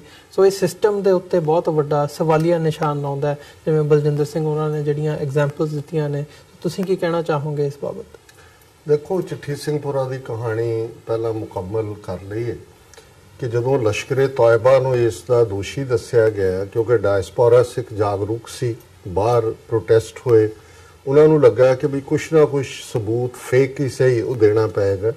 ਉਸ ਦੇ ਨੇੜੇ ਪੱਥਰੀਵਾਲ ਦੇ ਨੇੜਿਓਂ 5 ਕਸ਼ਮੀਰੀ ਮੁਸਲਮਾਨ ਨੌਜਵਾਨ ਚੁੱਕ ਕੇ ਘਰਾਂ 'ਚੋਂ ਉਹਨਾਂ ਨੂੰ ਵਰਦੀਆਂ ਪਵਾ ਕੇ ਪਾਕਿਸਤਾਨੀ ਔਰ ਮਾਰ ਕੇ ਕਿਹਾ ਗਿਆ ਜੀ ਜਿਹੜੇ ਪਾਕਿਸਤਾਨ ਤੋਂ ਆਏ ਸੀ ਉਹ ਅਸੀਂ ਮਾਰ ਦਿੱਤੇ। ਜ਼ਾਹਰ ਹੈ ਲੋਕ ਖਲੋਤੇ, ਇਸ ਦੀ ਫਾਰੂਕ ਅਬਦੁੱਲਾ ਚੀਫ ਮਿਨਿਸਟਰ ਸੀ, ਇਨਵੈਸਟੀਗੇਸ਼ਨ ਹੋਈ, ਫੋਰੈਂਸਿਕ ਐਕਸਪਰਟ ਆ ਗਏ, ਇਹ ਗੱਲ ਸਾਹਮਣੇ ਆ ਗਈ ਕਿ ਇਹ ਤਾਂ ਉੱਥੋਂ ਚੁੱਕੇ ਨੌਜਵਾਨ ਨੇ। ਸੋ ਜਿਹੜੀ ਜਿਵੇਂ ਹੁਣ ਜੈਸ਼ੇ ਮੁਹੰਮਦ ਦੇ ਖਾਤੇ 'ਚ ਪਾਇਆ ਗਿਆ, ਇਵੇਂ ਉਦੋਂ ਲਸ਼ਕਰੇ ਤੌਇਬਾ ਸੀ, ਪਰ ਉਹ ਪੰਜੋਂ ਹੀ ਨੌਜਵਾਨ ਜਿਹੜੇ ਨੇ ਉਹ ਲੋਕਲ ਸੀ। ਉਹ ਕੇਸ ਸੁਪਰੀਮ ਕੋਰਟ ਤੱਕ ਗਿਆ। ਸੁਪਰੀਮ ਕੋਰਟ ਨੇ ਵੀ ਮੰਨਿਆ ਕਿ ਭਾਈ ਇਹ ਸਾਰਾ ਜਿਹੜਾ ਇਹ ਤਾਂ ਕੰਮ ਹੀ ਫੇਕ ਹੈ। ਉਹਨਾਂ ਨੇ ਕਿਹਾ ਜੀ ਕਿਉਂਕਿ ਆਰਮੀ ਦਾ ਮੇਜਰ ਕਰਨਲ ਫਲਾਣਾ ਇਨਵੋਲਵ ਹੈ ਟੂ ਦਾ ਕੋਰਟ ਮਾਰਸ਼ਲ, ਔਰ ਕੋਰਟ ਮਾਰਸ਼ਲ ਜਦੋਂ ਫੌਜ ਦਾ ਫਾਈਨਲ ਹੋਇਆ ਉਸ ਤੋਂ ਬਾਅਦ ਉਹ ਸਾਰੇ ਟਰਾਇਲ 'ਚ ਉਹਨਾਂ ਨੇ ਕਿਹਾ ਨਾਟ ਐਨਫ ਐਵੀਡੈਂਸ, ਕਿ ਜੀ ਜਿਹੜੇ ਨੇ ਉਹ ਜ਼ਰੂਰੀ ਜਿੰਨੇ ਲੋੜੀਂਦੇ ਸਬੂਤ ਨਹੀਂ ਮਿਲੇ। ਸੋ ਗੱਲ ਇਹ ਜਿਵੇਂ ਬਜਰੰਗੀ ਦੀ ਗੱਲ ਇਹਨਾਂ ਨੇ ਕੀਤੀ, 100 ਕਤਲ ਕਰਨ ਵਾਲਾ ਜਿਹੜਾ ਉਹਦੀ ਬੇਲ ਹੁੰਦੀ ਹੈ ਜੀ। ਅਸੀਂ ਦਿੱਲੀ ਦੇ ਕੇਸ ਦੇ ਵਿੱਚ ਦੇਖਿਆ ਕਿ ਕਿਵੇਂ ਉਹ ਜਿਹਨੂੰ ਬੁੱਚੜ ਕਹਿੰਦੇ ਸੀ, ਕਿਸ਼ੋਰੀ ਲਾਲ ਬੁੱਚੜ, ਉਹਦੀ ਬੇਲ ਉਹਨੂੰ ਕਿ ਜੀ ਬਹੁਤ ਅੱਛਾ ਰਿਕਾਰਡ ਹੈ, ਜੇਲ੍ਹ ਚੋਂ ਬਾਹਰ ਆਉਣ ਹੀ ਵਾਲਾ ਸੀ, ਹਾਲਾਂਕਿ ਇੰਨਾ ਕੁ ਰੌਲਾ ਪਿਆ ਵੀ ਉਹਨੂੰ ਉਹਨਾਂ ਨੇ ਅੰਦਰ ਰੱਖਿਆ। ਸਾਧਵੀ ਪ੍ਰਗਿਆ ਹੋਏ, ਔਰ ਦੂਜਾ ਹੋਰ ਜੇ ਅਸੀਂ ਧਿਆਨ ਨਾਲ ਦੇਖੀਏ, ਗੱਲ ਸਿਰਫ ਅਸੀਂ ਕੋਈ ਖਾਲਿਸਤਾਨੀ ਐਕਟਿਵਿਸਟ ਹੋਣ ਦੇ ਨਾਤੇ ਨਹੀਂ ਕਹਿ ਰਹੇ, ਹਿਮੰਤ ਕਾਰਕਰੇ ਜਿਹੜਾ ਮਹਾਰਾਸ਼ਟਰ ਦੇ ਵਿੱਚ ਜਿਹੜਾ ਉਹ ਐਂਟੀ ਟੈਰਰਿਜ਼ਮ ਸੈੱਲ ਦਾ ਹੈੱਡ ਸੀ, ਜਿਹਨੇ ਕਰਨਲ ਪ੍ਰੋਤ ਜਿਹੜਾ ਸਰਵਿੰਗ ਕਰਨਲ ਸੀ ਇੰਡੀਅਨ ਇੰਟੈਲੀਜੈਂਸ, ਉਹਨੂੰ ਫੜਿਆ ਮਾਲੇਗਾਂਵ ਧਮਾਕੇ, ਮਹਾਰਾਸ਼ਟਰ 'ਚ ਮਾਲੇਗਾਂਵ, ਔਰ ਬਾਅਦ ਦੇ ਵਿੱਚ ਮੁੰਬਈ ਬੰਬ ਧਮਾਕਿਆਂ ਦੀ ਆੜ ਵਿੱਚ ਹਿਮੰਤ ਕਾਰਕਰੇ ਔਰ ਉਹਦੇ ਦੋ ਤਿੰਨ ਜਿਹੜੇ ਉਹਦੇ ਜੂਨੀਅਰ ਆਫੀਸਰ ਸੀ ਸਾਰੇ ਮਾਰ ਦਿੱਤੇ ਗਏ। ਔਰ ਉੱਥੋਂ ਦੇ ਆਈਜੀ ਮਹਾਰਾਸ਼ਟਰ ਦੇ ਰਿਟਾਇਰ ਮਿਸਟਰ ਮੁਸ਼ਰਫ, ਉਹਨਾਂ ਨੇ ਕਿਤਾਬ ਲਿਖੀ ਹੈ ਹੂ ਕਿਲਡ ਕਾਰਕਰੇ, ਤੇ ਫਿਰ ਇਹ ਗੱਲ ਸਾਹਮਣੇ ਆ ਜਾਂਦੀ ਹੈ। ਔਰ ਉਹਨੂੰ ਮਾਰ ਕੇ ਕਾਰਕਰੇ ਨੂੰ ਅਸੀਂ ਦੇਖਿਆ ਕਿ ਉਹ ਕਰਨਲ ਪ੍ਰੋਤ ਵੀ ਬਾਹਰ ਆਇਆ, ਔਰ ਉਹ ਨਿਕਲਣ ਤੋਂ ਬਾਅਦ ਜੇਲ੍ਹ ਚੋਂ ਸਿੱਧਾ ਆਰਮੀ ਦੀਆਂ ਗੱਡੀਆਂ ਆਈਆਂ ਸੀ, ਉਹਨੂੰ ਵਾਪਸ ਲਿਜਾ ਕੇ ਉਹੀ ਰੈਂਕ ਦੇ ਕੇ ਬਿਠਾਇਆ ਗਿਆ। ਸਾਧਵੀ ਪ੍ਰਗਿਆ ਗੁਜਰਾਤ ਵਾਲੀ ਉਹ ਬਾਹਰ ਆ ਗਈ, ਔਰ ਹੁਣ ਅਸੀਮਾਨੰਦ ਤੇ ਸਾਰੇ ਵੀ ਸਮਝੌਤਾ। ਇਹਦੇ 'ਚ ਮੈਂ ਇੱਕ ਗੱਲ ਜ਼ਰੂਰ ਕਹਿਣੀ ਚਾਹੁੰਦਾ, ਜਿਹੜੀ ਮੈਂ ਹੁਣ ਥੋੜੀ ਜਿਹੀ ਬੋਲਡਲੀ ਕਹਿਣੀ ਸ਼ੁਰੂ ਕੀਤੀ ਹੈ, ਪਾਕਿਸਤਾਨ ਦੀ ਵੀ ਇੱਕ ਬਹੁਤ ਵੱਡੀ ਫੇਲਿਅਰ ਹੈ ਇਸ ਦੇ ਵਿੱਚ। ਜਿਹੜੇ ਸਮਝੌਤਾ ਐਕਸਪ੍ਰੈਸ ਮਾਰੇ ਗਏ ਉਹਨਾਂ 'ਚੋਂ 60 ਪਾਕਿਸਤਾਨ ਦੇ ਸ਼ਹਿਰੀ ਸੀ ਜੀ। ਕੁਲਭੂਸ਼ਣ ਯਾਦਵ ਵਰਗਾ ਬੰਦਾ ਉਹਨਾਂ ਦੀ ਕਸਟਡੀ 'ਚ ਹੈ, ਜਿਹਨੇ ਬਲੋਚਿਸਤਾਨ 'ਚ ਦਹਿਸ਼ਤਗਰਦੀ ਕੀਤੀ। ਇੰਡੀਆ ਬਿਨਾਂ ਕਿਸੇ ਸਬੂਤਾਂ ਤੋਂ ਲਸ਼ਕਰੇ ਤੌਇਬਾ ਦਾ ਨਾਂ ਲੈ, ਜੈਸ਼ੇ ਮੁਹੰਮਦ ਦਾ ਲੈ, ਦੁਨੀਆ ਭਰ ਦੇ ਵਿੱਚ ਪਾਕਿਸਤਾਨ ਨੂੰ ਐਪੀ ਸੈਂਟਰ ਤੇ ਟੈਰਰਿਜ਼ਮ ਤੇ ਇਹ ਕੀਤਾ ਹੋਇਆ ਸਾਬਤ। ਹੁਣ ਪਾਕਿਸਤਾਨ ਦੇ ਫੋਰਨ ਮਿਨਿਸਟਰੀ ਨੇ ਇੰਡੀਅਨ ਹਾਈ ਕਮਿਸ਼ਨਰ ਨੂੰ ਬੁਲਾ ਕੇ ਜਿਹੜਾ ਉਹਨੂੰ ਰੈਪਰੀਮੈਂਡ ਕੀਤਾ, ਪਰ ਹੁਣ ਤੱਕ ਇਹ ਕਿੰਨੇ ਸਾਲ ਦਾ ਕੇਸ ਹੈ? 12 ਸਾਲ ਹੋ ਗਏ। 12 ਸਾਲ ਬਾਅਦ 12 ਸਾਲ ਪਾਕਿਸਤਾਨ ਕਿੱਥੇ ਸੀ? ਕਿਉਂ ਨਹੀਂ ਇਸ ਗੱਲ ਨੂੰ ਇੰਟਰਨੈਸ਼ਨਲ ਪਲੇਟਫਾਰਮ ਦੇ ਉੱਤੇ ਕਿ ਭਾਈ ਕਹਿਣ ਨੂੰ ਇਹ ਸਮਝੌਤਾ ਐਕਸਪ੍ਰੈਸ ਹੈ, ਔਰ ਇਹ ਜਿਹੜਾ ਇਹਨਾਂ ਦੀ ਹਿੰਦੂਤਵੀ ਅਭਿਨਵ ਭਾਰਤ ਹੋਏ ਜਾਂ ਇਹਨਾਂ ਦੇ ਦੂਸਰੇ ਵਿੰਗ ਹੋਣ, ਉਹ ਇਹਦੇ ਬਿਹਾਈਂਡ ਨੇ। ਇਹਦਾ ਇੰਟਰਨੈਸ਼ਨਲੀ ਜਿਹੜਾ ਉਹਦੇ ਅਬਜ਼ਰਵਰ ਹੋਣ, ਇਹਨਾਂ ਦਾ ਟ੍ਰਾਇਲ ਕੀਤਾ ਜਾਏ। ਸੋ ਉਹ ਚਿੱਠੀ ਸਿੰਘਪੁਰਾ ਹੋਏ, ਜੇ 35 ਸਿੱਖ ਮਾਰੇ ਜਾਂਦੇ ਨੇ, ਮੁੜ ਕੇ 5 ਮੁਸਲਮਾਨ ਨੌਜਵਾਨ ਪੱਥਰੀਬਾਲ ਤੋਂ ਪਾਕਿਸਤਾਨ ਬਲੇਮ ਲੈ ਕੇ ਬੈਠ ਜਾਂਦਾ ਹੈ ਕਿ ਵੀ ਪਾਕਿਸਤਾਨ ਮੰਗ ਕਰੇ ਕਿ ਵੀ ਇਸ ਦੀ ਇੰਟਰਨੈਸ਼ਨਲ ਤਹਿਕੀਕਾਤ ਕਰਵਾਓ ਵੀ ਇਹ 35 ਸਿੱਖ ਕਿਹਨੇ ਮਾਰੇ ਨੇ, 5 ਮੁਸਲਮਾਨ ਨੌਜਵਾਨ ਕਿਹਨੇ ਮਾਰੇ ਨੇ। ਸੋ ਮੈਂ ਸਮਝਦਾ ਵੀ ਭਾਰਤ ਦਾ ਝੂਠ ਇਸ ਲਈ ਵੀ ਵਿਕ ਰਿਹਾ ਹੈ, ਔਰ ਜਿਵੇਂ ਉਹ ਪਰੋਸ ਕੇ ਵੇਚ ਰਹੇ ਨੇ ਕਿ ਉਹ ਚੈਲੰਜ ਨਹੀਂ ਹੋ ਰਿਹਾ। ਜੇ ਸਿੱਖਾਂ ਨੇ ਨਵੰਬਰ 84 ਦੇ ਜੈਨੋਸਾਈਡ ਨੂੰ ਲੈ ਕੇ ਚੈਲੰਜ ਕੀਤਾ, ਅੱਜ ਭਾਰਤ ਦੀ CBI ਮਜਬੂਰ ਹੋਈ ਹੈ ਸੁਪਰੀਮ ਕੋਰਟ 'ਚ ਕਹਿਣ ਨੂੰ ਕਿ ਜੀ ਇਹ ਜੂਜ਼ ਨੂੰ ਮਾਰਨ ਜਾਂ ਆਰਮੀਨੀਅਨ ਦੇ ਜੈਨੋਸਾਈਡ ਦੇ ਬਰਾਬਰ ਹੈ and heinous crime against humanity ਹੈ। ਸੋ ਮੈਂ ਸਮਝਦਾ ਵੀ ਚਲੋ ਪਿਛਲੇ 6 ਮਹੀਨੇ 'ਚ ਪਾਕਿਸਤਾਨ 'ਚ ਤਬਦੀਲੀ ਹੋਈ ਹੈ, ਪਰ ਐਗਰੈਸਿਵ ਡਿਪਲੋਮੇਸੀ ਦੀ ਲੋੜ ਹੈ। ਅਦਰਵਾਈਜ਼ ਇਹ ਹਿੰਦੂਤਵੀ ਜਿਹੜੇ ਨੇ ਇਹ ਮਾਸਟਰ ਨੇ ਆਪਣੇ ਝੂਠ ਵੇਚਣ ਦੇ। ਜੀ ਹਿੰਮਤ ਸਿੰਘ ਜੀ, ਤੁਸੀਂ ਇਹਦੇ 'ਚ ਕੁਝ ਐਡ ਕਰਨਾ ਚਾਹੋਗੇ, ਖਾਸ ਤੌਰ ਤੇ ਜਿਹੜਾ ਇਹ ਸਮਝੌਤਾ ਐਕਸਪ੍ਰੈਸ ਅਜਮੇਰ ਸ਼ਰੀਫ ਤੇ ਮੱਕਾ ਮਸਜਿਦ ਬੰਬ ਬਲਾਸਟ ਦਾ ਜਿਹੜਾ ਕੇਸ ਹੈਗਾ, ਜਿਹਦੇ ਵਿੱਚ ਚਾਰਾਂ ਨੂੰ ਅਸੀਮਾਨੰਦ ਦੇ ਨਾਲ ਬਰੀ ਕੀਤਾ ਗਿਆ? ਦੇਖੋ, ਬਿਲਕੁਲ ਡਾਕਟਰ ਸਾਹਿਬ ਉਹਨਾਂ ਨੇ ਤਕਰੀਬਨ ਜਿਹੜਾ ਆਲਮੋਸਟ ਜਿਵੇਂ ਬੰਬੇ ਦੇ ਵਿੱਚ ਬੰਬ ਬਲਾਸਟ ਹੋਏ, ਹਿੰਮਤ ਕਾਰਕਰੇ ਦੀ ਜਿਹੜੀ ਉਹਨਾਂ ਨੂੰ ਕਿਵੇਂ ਪਲੈਨਿੰਗ ਦੇ ਨਾਲ ਉਹਨਾਂ ਨੂੰ ਮਾਰਿਆ ਗਿਆ, ਉਹਦੇ ਪਿੱਛੇ ਵੀ ਕਿਤੇ ਨਾ ਕਿਤੇ ਜਿਹੜੀ ਆ ਉਹ ਭਾਰਤੀ ਸਿਸਟਮ ਦਾ ਹੀ ਹੱਥ ਜਿਹੜਾ ਆ ਉਹ ਅੱਜ ਜਦੋਂ ਨਾ ਤੁਸੀਂ ਮੀਡੀਆ ਦੇ ਵਿੱਚ ਦੇਖਦੇ ਆ, ਈਵਨ ਪੁਲਵਾਮਾ ਦੇ ਵਿੱਚ ਜਿਹੜਾ ਹੋਇਆ ਆ, ਉਹਨਾਂ ਦੇ ਭਾਰਤੀ ਮੀਡੀਆ ਦੇ ਉੱਤੇ ਡਿਬੇਟ ਹੋਈਆਂ, ਉਹਨਾਂ ਦੀਆਂ ਆਪੋਜੀਸ਼ਨ ਪਾਰਟੀਆਂ ਹੀ ਉਹਨਾਂ ਨੂੰ ਸਵਾਲ ਕਰ ਰਹੀਆਂ ਕਿ ਉਹ ਗੱਡੀ ਕਿੱਥੇ ਆ, ਉਹ ਪਲੇਟ ਨੰਬਰ ਕੀ ਸੀ, ਉਹ ਗੱਡੀ ਕਿੱਥੇ ਬਣੀ ਸੀ, ਕਿਹੜੀ ਪਾਕਿਸਤਾਨ ਤੋਂ ਆਈ ਸੀਗੀ ਜਾਂ ਭਾਰਤ ਤੋਂ ਵਿੱਚੋਂ ਹੀ ਜਿਹੜਾ ਸਮਾਨ ਵਰਤਿਆ ਗਿਆ ਉਹ ਇੰਨੀ RDXI ਕਿੱਥੋਂ ਆਈ। ਸੋ ਈਵਨ ਜਦੋਂ ਤੁਸੀਂ ਵੱਡੀ ਤਾਦਾਦ ਦੇ ਵਿੱਚ ਜਿਹੜੀ ਫੌਜ ਨੂੰ ਤਬਦੀਲ ਕਰਦੇ ਆ, ਕਿਸੇ ਅਲੱਗ ਕਸਬੇ ਦੇ ਵਿੱਚ ਭੇਜਦੇ ਆ, ਬਕਾਇਦਾ ਸੈਟੇਲਾਈਟ ਨੂੰ ਜਿਹੜਾ ਯੂਜ਼ ਕੀਤਾ ਜਾਂਦਾ, ਅਸਮਾਨ ਦੇ ਵਿੱਚੋਂ ਵਾਚ ਕੀਤਾ ਜਾਂਦਾ ਆ, ਔਰ ਜਿਹੜੀ ਇੰਟੈਲੀਜੈਂਸੀ ਆ ਉਹ ਕਾਫੀ ਕੁਝ, ਪਰ ਕਿਤੇ ਨਾ ਕਿਤੇ ਜਿਹੜੀ ਆ ਉਹ ਜਿਹੜੀ ਭਾਰਤੀ ਆਪੋਜੀਸ਼ਨ ਜਿਹੜੀਆਂ ਪਾਰਟੀਆਂ ਉਹਨਾਂ ਨੂੰ ਸਰਕਾਰ ਨੂੰ ਇਹ ਸਵਾਲ ਕਰਦੀਆਂ ਕਿ ਇਹ ਮੋਦੀ ਦਾ ਜਿਹੜਾ ਸਟੰਟ ਸੀਗੇ। ਦੇਖੋ ਉਹਦੇ ਵਿੱਚ ਅਸੀਂ ਹੁਣ ਜਦੋਂ ਸਿਸਟਮ ਨੂੰ ਉਹਨਾਂ ਦੀ ਜ਼ਹਿਨੀਅਤ ਦੇਖਦੇ ਆਪਾਂ, ਪਿੱਛੇ ਜੇ ਕਾਫੀ ਪ੍ਰੋਟੈਸਟ ਵੀ ਹੋਏ ਆ ਜਿਹੜੀ ਆਸਿਫ ਅਬਾਨੋ ਕਸ਼ਮੀਰ ਦੇ ਵਿੱਚ ਜੀ, ਮਤਲਬ ਉਹਨਾਂ ਦੇ ਸਿਸਟਮ ਦੇ ਵਿੱਚ ਜਿਹੜੇ ਲੋਕਾਂ ਨੇ ਨਿਆਂ ਦਿਵਾਉਣਾ ਸੀ, ਜਿਹੜਾ ਉਸ ਸਿਸਟਮ ਦੇ ਇੱਕ ਹਿੰਦੂਆਂ ਦੀ ਆਰਗੇਨਾਈਜੇਸ਼ਨ ਬਣੀ ਹੋਈ ਸੀ ਜਿਹਦੇ ਵਿੱਚ ਅਟਾਰਨੀ ਉਹਨਾਂ ਦੇ ਵਕੀਲ ਜਿਨ੍ਹਾਂ ਨੇ ਉਹਨਾਂ ਦੇ ਬੱਚੀ ਦੇ ਨਿਆਂ ਵਾਸਤੇ ਲੜਨਾ ਸੀ, ਉਹਨਾਂ ਨੇ ਪ੍ਰੋਟੈਸਟ ਕੀਤਾ ਉਹਨਾਂ ਵਕੀਲਾਂ ਦੇ ਖਿਲਾਫ ਜਿਹੜੇ ਉਸ ਬੱਚੀ ਦਾ ਕੇਸ ਲੜਦੇ ਸੀ, ਕਿਉਂਕਿ ਉਹ ਜਿਹੜੇ ਅਟਾਰਨੀ ਵਕੀਲ ਸਨ ਉਹ ਹਿੰਦੂ ਜਿਹੜੇ ਵਕੀਲ ਸਨ, ਉਹਨਾਂ ਦੀ ਆਪਣੀ ਜਿਹੜੀ ਆ ਉਹ ਇੱਕ ਆਰਗੇਨਾਈਜੇਸ਼ਨ ਵਕੀਲਾਂ ਦੀ ਬਣੀ ਹੋਈ ਸੀ, ਜਿਹੜੀ ਬਾਰ ਐਸੋਸੀਏਸ਼ਨ ਕਹਿੰਦੇ ਜਿਹਨੂੰ ਆਪਾਂ। ਸੋ ਉਹਨਾਂ ਨੇ ਵਿਰੋਧ ਕੀਤਾ ਆ ਵੀ ਇਹ ਬਿਲਕੁਲ ਇਹਦਾ ਜਿਹੜਾ ਬੱਚੀ ਦਾ ਰੇਪ ਹੋਇਆ ਇਹ ਠੀਕ ਵਾਜਿਬ ਠਹਿਰਾਇਆ ਗਿਆ।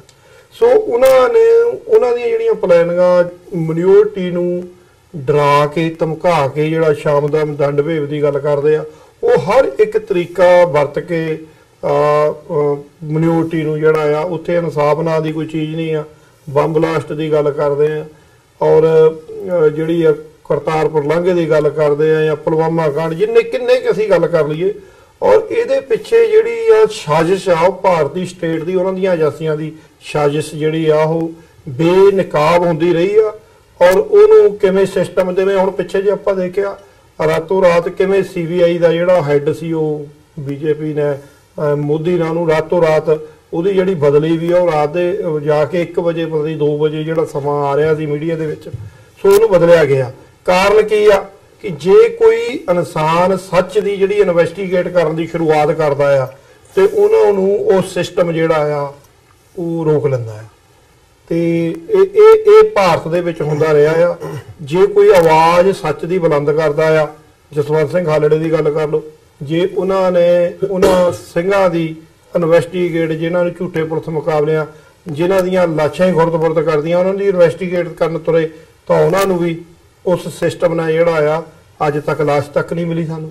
ਸੋ ਇਹ ਸਿਸਟਮ ਜਿਹੜਾ ਆ ਅਸੀਂ ਆਪਣੇ ਹੱਡੀ ਹੰਡਾਇਆ ਉਹ ਸਾਰਾ ਕੁਝ, ਸੋ ਅਸੀਂ ਉਹਨੂੰ ਫੀਲ ਕਰਦੇ ਆ, ਕੋਈ ਵਿਸ਼ਵਾਸ ਨਹੀਂ ਹੈਗਾ।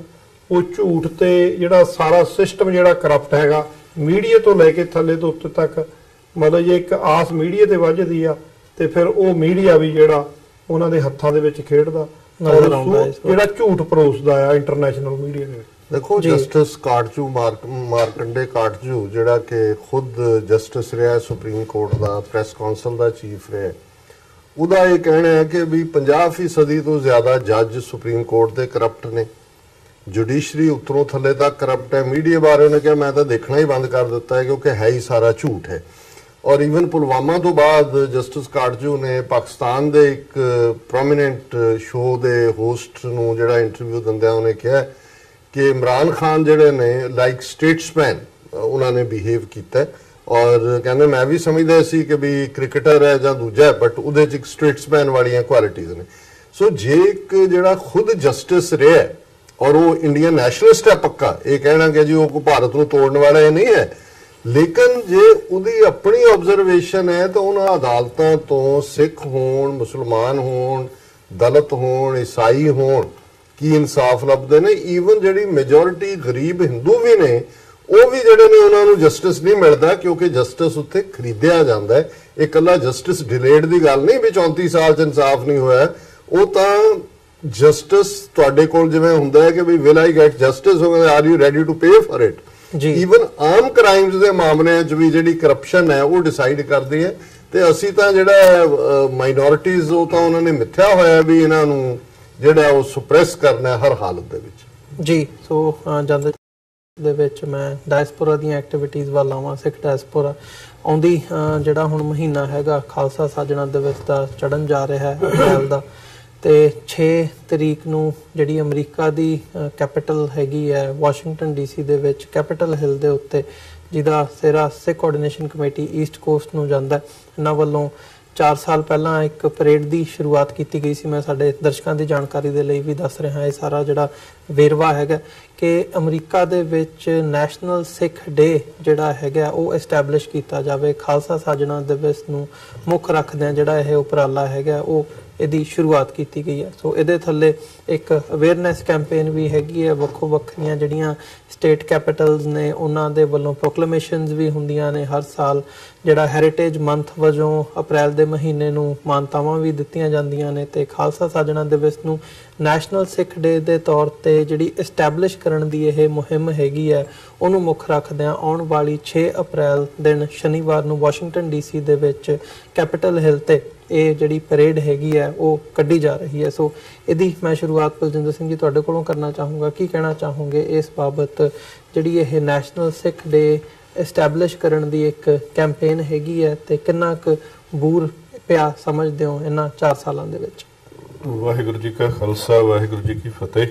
ਇਹ ਜਿਹੜੀ ਸਿੱਖ ਨੈਸ਼ਨਲ ਡੇ ਪਰੇਡ ਹੈਗੀ ਆ, ਇਹ ਇੱਕ ਦੁਨੀਆ ਦੀ ਪਾਵਰਫੁਲ ਕੰਟਰੀ ਯੂਨਾਈਟਿਡ ਸਟੇਟ ਹੈ ਜਿਹਦੀ ਰਾਜਧਾਨੀ ਦੇ ਵਿੱਚ ਵਾਸ਼ਿੰਗਟਨ ਡੀਸੀ ਵਿਖੇ ਕੱਢੀ ਜਾ ਰਹੀ ਹੈ। ਇਹ ਬਹੁਤ ਵੱਡੀ ਰਾਜਨੀਤਿਕ ਤੌਰ ਤੇ ਬਹੁਤ ਵੱਡੀ ਅਹਿਮੀਅਤ ਹੈਗੀ ਆ ਤੇ ਕਿਉਂਕਿ ਅਸੀਂ ਵਾਈਟ ਹਾਊਸ ਦੇ ਲਾਗੋਂ ਚੱਲਦੇ ਹਾਂ ਤੇ ਕੈਪੀਟਲ ਹਿੱਲ ਦੇ ਸਿਰਫ ਸਾਹਮਣੇ ਆ ਕੇ ਇਸ ਦਾ ਜਿਹੜਾ ਆਖਰੀ ਪੜਾਅ ਹੁੰਦਾ ਉੱਥੇ ਦੀਵਾਨ ਸਜਦੇ ਨੇ ਤੇ ਬਾਕੀ ਇਸ ਨੂੰ ਮੀਡੀਆ ਨੇ ਕਾਫੀ ਕਵਰ ਕੀਤਾ ਪਿਛਲੇ ਸਾਲਾਂ ਦੇ ਵਿੱਚ ਤੇ ਸਿੱਖ ਕੌਮ ਦੀ ਜਿਹੜੀ ਇੱਕ ਵੱਖਰੀ ਪਹਿਚਾਣ ਹੈ ਉਸ ਨੂੰ ਕਾਇਮ ਰੱਖਣ ਵਾਸਤੇ ਜਾਂ ਸਿੱਖ ਇੱਕ ਵੱਖਰੀ ਕੌਮ ਦਾ ਸੁਨੇਹਾ ਦੇਣ ਵਾਸਤੇ ਇਹ ਜਿਹੜੀ ਨੈਸ਼ਨਲ ਸਿੱਖ ਡੇ ਪਰੇਡ ਹੈਗੀ ਹੈ ਜਿਹਦੇ ਵਿੱਚ ਧੰਨ ਧੰਨ ਸਤਿਗੁਰੂ ਸਾਹਿਬ ਸ੍ਰੀ ਗੁਰੂ ਗ੍ਰੰਥ ਸਾਹਿਬ ਜੀ ਦੀ ਹਜ਼ੂਰੀ ਵਿੱਚ ਖਾਲਸੇ ਦੇ ਝੰਡੇ ਬੁੰਗੇ ਬੁਲੰਦ, ਖਾਲਸਾ ਅਕਾਲ ਪੁਰਖ ਕੀ ਫੌਜ, ਪ੍ਰਗਟਿਓ ਖਾਲਸਾ ਪਰਮਾਤਮਾ ਕੀ ਮੌਜ ਦੇ ਸੰਦੇਸ਼ ਨੂੰ ਲੈ ਕੇ ਇੱਕ ਕੌਮ ਦੀ ਚੜ੍ਹਦੀ ਕਲਾ ਦੀ ਪ੍ਰਤੀਕ ਇਹ ਜਿਹੜੀ ਨੈਸ਼ਨਲ ਸਿੱਖ ਡੇ ਪਰੇਡ ਹੈਗੀ ਆ ਜਿਹਦੇ ਵਿੱਚ ਬਾਕੀ ਸਾਰੀਆਂ ਪੰਥਕ ਜਥੇਬੰਦੀਆਂ ਸਹਿਯੋਗ ਦਿੰਦੀਆਂ, ਬਹੁਤ ਸਾਰੇ ਗੁਰੂ ਘਰ ਸਹਿਯੋਗ ਦਿੰਦੇ ਨੇ ਤੇ ਇਸ ਦੇ ਵਿੱਚ ਸਿੱਖਾਂ ਦੀ ਆਪਣੀ ਪਹਿਚਾਣ ਤੇ ਆਪਣੇ ਘਰ ਦੀ ਗੱਲ ਵੱਡੇ ਵੱਡੇ ਪੱਧਰ ਤੇ ਹੁੰਦੀ ਹੈ। ਸੋ ਅਸੀਂ ਬੇਨਤੀ ਕਰਦੇ ਹਾਂ ਕਿ ਸਮੁੱਚੇ ਜਗਤ ਵਿੱਚ ਜਿਹੜੇ ਵੀ ਸਿੱਖ ਪੰਥ ਨੂੰ ਪਿਆਰ ਕਰਨ ਵਾਲੇ ਲੋਕ ਨੇ ਉਹ ਵੱਧ ਤੋਂ ਵੱਧ ਇਸ ਸਿੱਖ ਡੇ ਪਰੇਡ ਦੇ ਵਿੱਚ ਨੈਸ਼ਨਲ ਸਿੱਖ ਡੇ ਪਰੇਡ ਵਿੱਚ ਪਹੁੰਚਣ ਤਾਂ ਕਿ ਇੱਥੇ ਅਸੀਂ ਇਕੱਠੇ ਹੋ ਕੇ ਦੁਨੀਆ ਨੂੰ ਦੁਨੀਆ ਦੀ ਰਾਜਧਾਨੀ ਦੇ ਵਿੱਚ ਦੱਸ ਸਕੀਏ ਸਿੱਖ ਕੌਮ ਕੀ ਹੈ, ਸਾਡੀ ਵੱਖਰੀ ਪਹਿਚਾਣ ਹੈ, ਸਾਡਾ ਵੱਖਰਾ ਧਰਮ ਆ, ਸਾਡੇ ਵੱਖਰੇ ਨਿਸ਼ਾਨ ਨੇ, ਸਾਡੇ ਵੱਖਰੇ ਧਾਰਮਿਕ ਗ੍ਰੰਥ ਸਾਹਿਬ ਨੇ ਤਾਂ ਕਿ ਸਿੱਖ ਇੱਕ ਵੱਖਰੀ ਕੌਮ ਦਾ ਪ੍ਰਤੀਕ ਹੈ। ਜੀ ਡਾਕਟਰ ਸਾਹਿਬ ਤੁਸੀਂ ਕੀ ਕਹਿਣਾ ਚਾਹੋਗੇ? ਇਸ ਵਾਰ ਵੀ ਜਦੋਂ ਅਸੀਂ ਗੱਲ ਕਰ ਰਹੇ ਹਾਂ ਜਿੱਥੇ ਪਰੇਡ ਹੋਣ ਜਾ ਰਹੀ ਹੈ ਤੇ ਓਵਰਆਲ ਸਿੱਖਾਂ ਦਾ ਇੱਕ ਜਿਹੜਾ ਜਲਾਅ ਹੈਗਾ ਇਸ ਮਹੀਨੇ ਦੇ ਵਿੱਚ 4 ਚੁਫੇਰੇ ਨਜ਼ਰ ਆਉਂਦਾ। ਸੋ ਜਿਹੜੀਆਂ ਇੱਥੋਂ ਦੀਆਂ ਸਟੇਟ ਕੈਪੀਟਲਸ ਹੈਗੀਆਂ ਨੇ, ਹੁਣ ਨਿਊ ਜਰਸੀ ਦੇ ਵਿੱਚ ਵੀ ਆਉਣ ਵਾਲੇ ਸਮੇਂ 'ਚ ਸਮਾਗਮ ਹੋ ਰਿਹਾ ਹੈ ਤੇ ਉਹਨਾਂ ਵੱਲੋਂ ਵੀ ਪ੍ਰੋਕਲੇਮੇਸ਼ਨ ਦਿੱਤੀਆਂ ਜਾਣੀਆਂ ਨੇ, ਅਦਰਵਾਈਜ਼ ਵੀ ਪਾਰਟ ਹੈ। ਕੀ ਕਹਿਣਾ ਚਾਹੋਗੇ ਇਸ ਬਾਰੇ? ਦੇਖੋ ਕਦੇ ਸਾਡੇ ਖਿੱਤੇ 'ਚ ਜਦੋਂ ਇਹ ਆਊਟਸਾਈਡ ਗੁਰਦੁਆਰਾ ਸਾਹਿਬ ਸ਼ੁਰੂਆਤ ਹੋਈ, ਅੱਜ ਤਾਂ ਅਸੀਂ ਨਗਰ ਕੀਰਤਨ ਜਾਂ ਇਸ ਕਿਸਮ ਦਾ ਲਫ਼ਜ਼ ਵਰਤਦੇ ਹਾਂ, ਇਹਨੂੰ ਜਲੂਸ ਕਿਹਾ ਜਾਂਦਾ ਸੀ। ਜਲੂਸ ਦਾ ਮਤਲਬ ਜਲਾਅ, ਕਿਉਂਕਿ ਜਦੋਂ ਬਾਦਸ਼ਾਹ ਬਾਹਰ ਨਿਕਲਦੇ ਸੀ ਤੇ ਉਹ ਇੱਕ ਜਲਾਅ ਸੀ। ਸੋ ਜ਼ਾਹਰ ਹੈ ਇੱਥੇ ਜਦੋਂ ਪੈਰੇਡ ਕਿਹਾ ਜਾਂਦਾ ਹੈ ਸੋ ਇਹ ਤੁਹਾਡੀ ਤਾਕਤ ਦਾ, ਤੁਹਾਡੀ ਮੌਜੂਦਗੀ ਦਾ, ਤੁਹਾਡੇ ਪ੍ਰਭਾਵ ਦਾ ਪ੍ਰਤੀਕ ਹੁੰਦਾ ਹੈ। ਔਰ ਇਹ ਗੁਰੂ ਗ੍ਰੰਥ ਸਾਹਿਬ ਜਿਹੜੇ ਸਾਡੇ ਇਟਰਨਲ ਗੁਰੂ ਨੇ, ਜਾਗਤ ਜੋਤ ਗੁਰੂ ਨੇ, ਉਹਨਾਂ ਦੀ ਅਗਵਾਈ ਥੱਲੇ ਹੁੰਦਾ ਹੈ। ਔਰ ਮੈਂ ਭਾਈ ਹਿੰਮਤ ਸਿੰਘ ਬੈਠੇ ਨੇ, ਮੈਂ ਐਪਰੀਸ਼ੀਏਟ ਕਰਦਾ ਕਿ ਈਸਟ ਕੋਸਟ ਸਿੱਖ ਕੋਆਰਡੀਨੇਸ਼ਨ ਕਮੇਟੀ ਨੇ ਜਿਨ੍ਹਾਂ ਦੀ ਨਾਲ 90 ਤੋਂ ਜ਼ਿਆਦਾ ਗੁਰਦੁਆਰੇ ਜਿਸ ਦੇ ਰੈਗੂਲਰ ਮੈਂਬਰ ਨੇ ਆਰਗੇਨਾਈਜੇਸ਼ਨ ਔਰ ਗੁਰਦੁਆਰੇ, ਇਹਨਾਂ ਨੇ ਰਿਮਾਰਕੇਬਲ ਕੰਮ ਕੀਤੇ ਨੇ। ਅੱਜ ਜਿਹੜਾ ਅਸੀਂ ਰਿਐਕਸ਼ਨ ਇੰਡੀਅਨਸ ਦਾ ਜਾਂ ਜਿਹੜੇ ਉਹਨਾਂ ਨੂੰ ਵੱਟੋ ਵੱਟ ਪਾਇਆ ਹੋਇਆ ਹੈ, ਈਸਟ ਕੋਸਟ ਸਿੱਖ ਕੋਆਰਡੀਨੇਸ਼ਨ ਕਮੇਟੀ ਦਾ ਹੀ ਫੈਸਲਾ ਸੀ ਕੈਨੇਡਾ ਤੋਂ ਬਾਅਦ। ਔਰ ਦੂਸਰਾ ਕਿ ਵੀ ਕੋਈ ਵੀ ਭਾਰਤੀ ਹਾਈ ਕਮਿਸ਼ਨ, ਕੌਂਸੂਲੇਟ, ਡਿਪਲੋਮੈਟ ਜਿਹੜੇ ਨੇ ਇਹਨਾਂ ਨੇ ਸਾਡੀਆਂ ਬਲੈਕ ਲਿਸਟਾਂ ਬਣਾਈਆਂ, ਇਹ ਝੂਠ ਬੋਲਦੇ ਨੇ ਔਰ ਇਹਨਾਂ ਦੇ ਲਈ ਅਸੀਂ ਗੁਰਦੁਆਰਿਆਂ ਦਾ ਪਲੇਟਫਾਰਮ ਇਹਨਾਂ ਨੂੰ ਨਹੀਂ ਦੇਣਾ ਕਿ ਇੱਥੇ ਆ ਕੇ ਝੂਠ ਬੋਲਣ। ਸੋ ਜ਼ਾਹਰ ਹੈ ਵੀ ਉਹਦਾ ਇੰਨਾ ਜ਼ਬਰਦਸਤ ਇੰਪੈਕਟ ਸੀ ਕਿ ਈਵਨ ਪਾਕਿਸਤਾਨ ਦੇ ਵਿੱਚ ਵੀ ਜਦੋਂ ਨਨਕਾਣਾ ਸਾਹਿਬ ਜਾਂ ਪੰਜਾ ਸਾਹਿਬ ਇੰਡੀਅਨ ਐਂਬੈਸਡਰ ਨੇ ਜਾਣਾ ਚਾਹਿਆ ਤੇ ਸਿੱਖ ਉੱਥੇ ਖਲੋ ਗਏ ਕਿ ਵੀ ਨਹੀਂ ਇਹ ਅਲਾਉਡ ਨਹੀਂ ਕਰਨਾ। ਦੂਸਰਾ ਜਿਹੜਾ ਵੱਡਾ ਕੰਮ ਈਸਟ ਕੋਸਟ ਸਿੱਖ ਕੋਆਰਡੀਨੇਸ਼ਨ ਕਮੇਟੀ ਨੇ ਕੀਤਾ ਹੈ, ਨਿਊਯਾਰਕ ਸਿੱਖ ਡੇ ਪੈਰੇਡ ਬੜੀ ਅਹਿਮੀਅਤ ਵਾਲੀ ਪੈਰੇਡ ਹੈ, ਉਹ ਅਪ੍ਰੈਲ ਦੇ ਲਾਸਟ ਵੀਕ 'ਚ ਹੁੰਦੀ ਹੈ। ਉਹਦਾ ਇੱਕ ਆਪਣਾ ਇਤਿਹਾਸ ਹੈ। ਉਹ ਜੂਨ 84 ਤੋਂ ਬਾਅਦ ਇਥੋਂ ਦੇ ਸਿੱਖਾਂ ਨੇ ਫੈਸਲਾ ਕੀਤਾ ਕਿ ਨੋ ਮੋਰ ਵਿਦ ਇੰਡੀਆ। ਅੱਗੇ ਸਿੱਖ ਹੋਈ ਇੰਡੀਆ ਡੇ ਪੈਰੇਡ 'ਚ ਹੁੰਦੇ ਸੀ ਔਰ ਉਹ ਸਿੱਖ ਡੇ ਪੈਰੇਡ ਦੀ ਸ਼ੁਰੂਆਤ ਹੋਈ। ਵਾਸ਼ਿੰਗਟਨ ਦੀ ਇੱਕ ਆਪਣੀ ਅਹਿਮੀਅਤ ਹੈ। ਵਾਸ਼ਿੰਗਟਨ ਕੈਪੀਟਲ ਹੈ, ਜਿੱਥੇ ਦੁਨੀਆ ਦੀ ਜੇ ਅਮਰੀਕਾ ਸੁਪਰ ਪਾਵਰ ਹੈ, ਡਿਸੀਜਨ ਮੇਕਿੰਗ ਉੱਥੇ ਲਾਈ ਕਰਦੀ ਹੈ।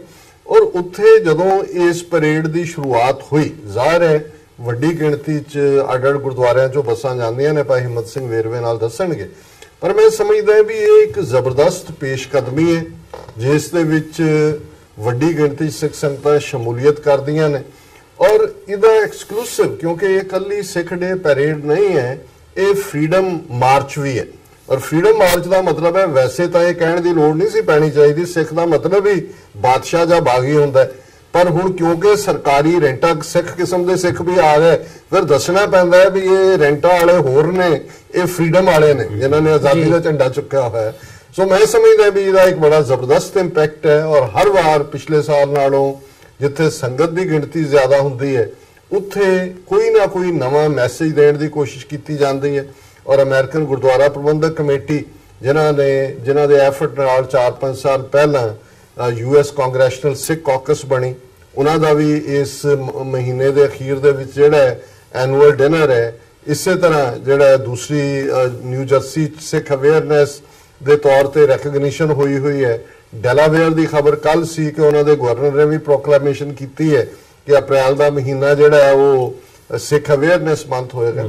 ਸੋ ਇਹ ਕੈਪੀਟਲ ਹਿੱਲ ਵਾਲੀ ਪੈਰੇਡ ਦੀ ਇੱਕ ਆਪਣੀ ਅਹਿਮੀਅਤ ਹੈ। ਔਰ ਬੇਸ਼ੱਕ ਲੋਕਲ ਗੁਰਦੁਆਰੇ 7-8 ਤੋਂ ਜ਼ਿਆਦਾ ਨੇ ਮੈਟਰੋ ਏਰੀਆ 'ਚ, ਲੇਕਿਨ ਬਾਹਰਲੇ ਸਿੱਖ ਜਿਹੜੇ ਨੇ ਉਹੀ ਵੱਡਾ ਨੰਬਰ ਬਣਾਉਂਦੇ ਨੇ। ਸੋ ਮੈਂ ਤਾਂ ਇਹ ਸਮਝਦਾ ਵੀ ਇਹ ਸਾਡਾ ਇਖਲਾਕੀ ਫਰਜ਼ ਹੈ।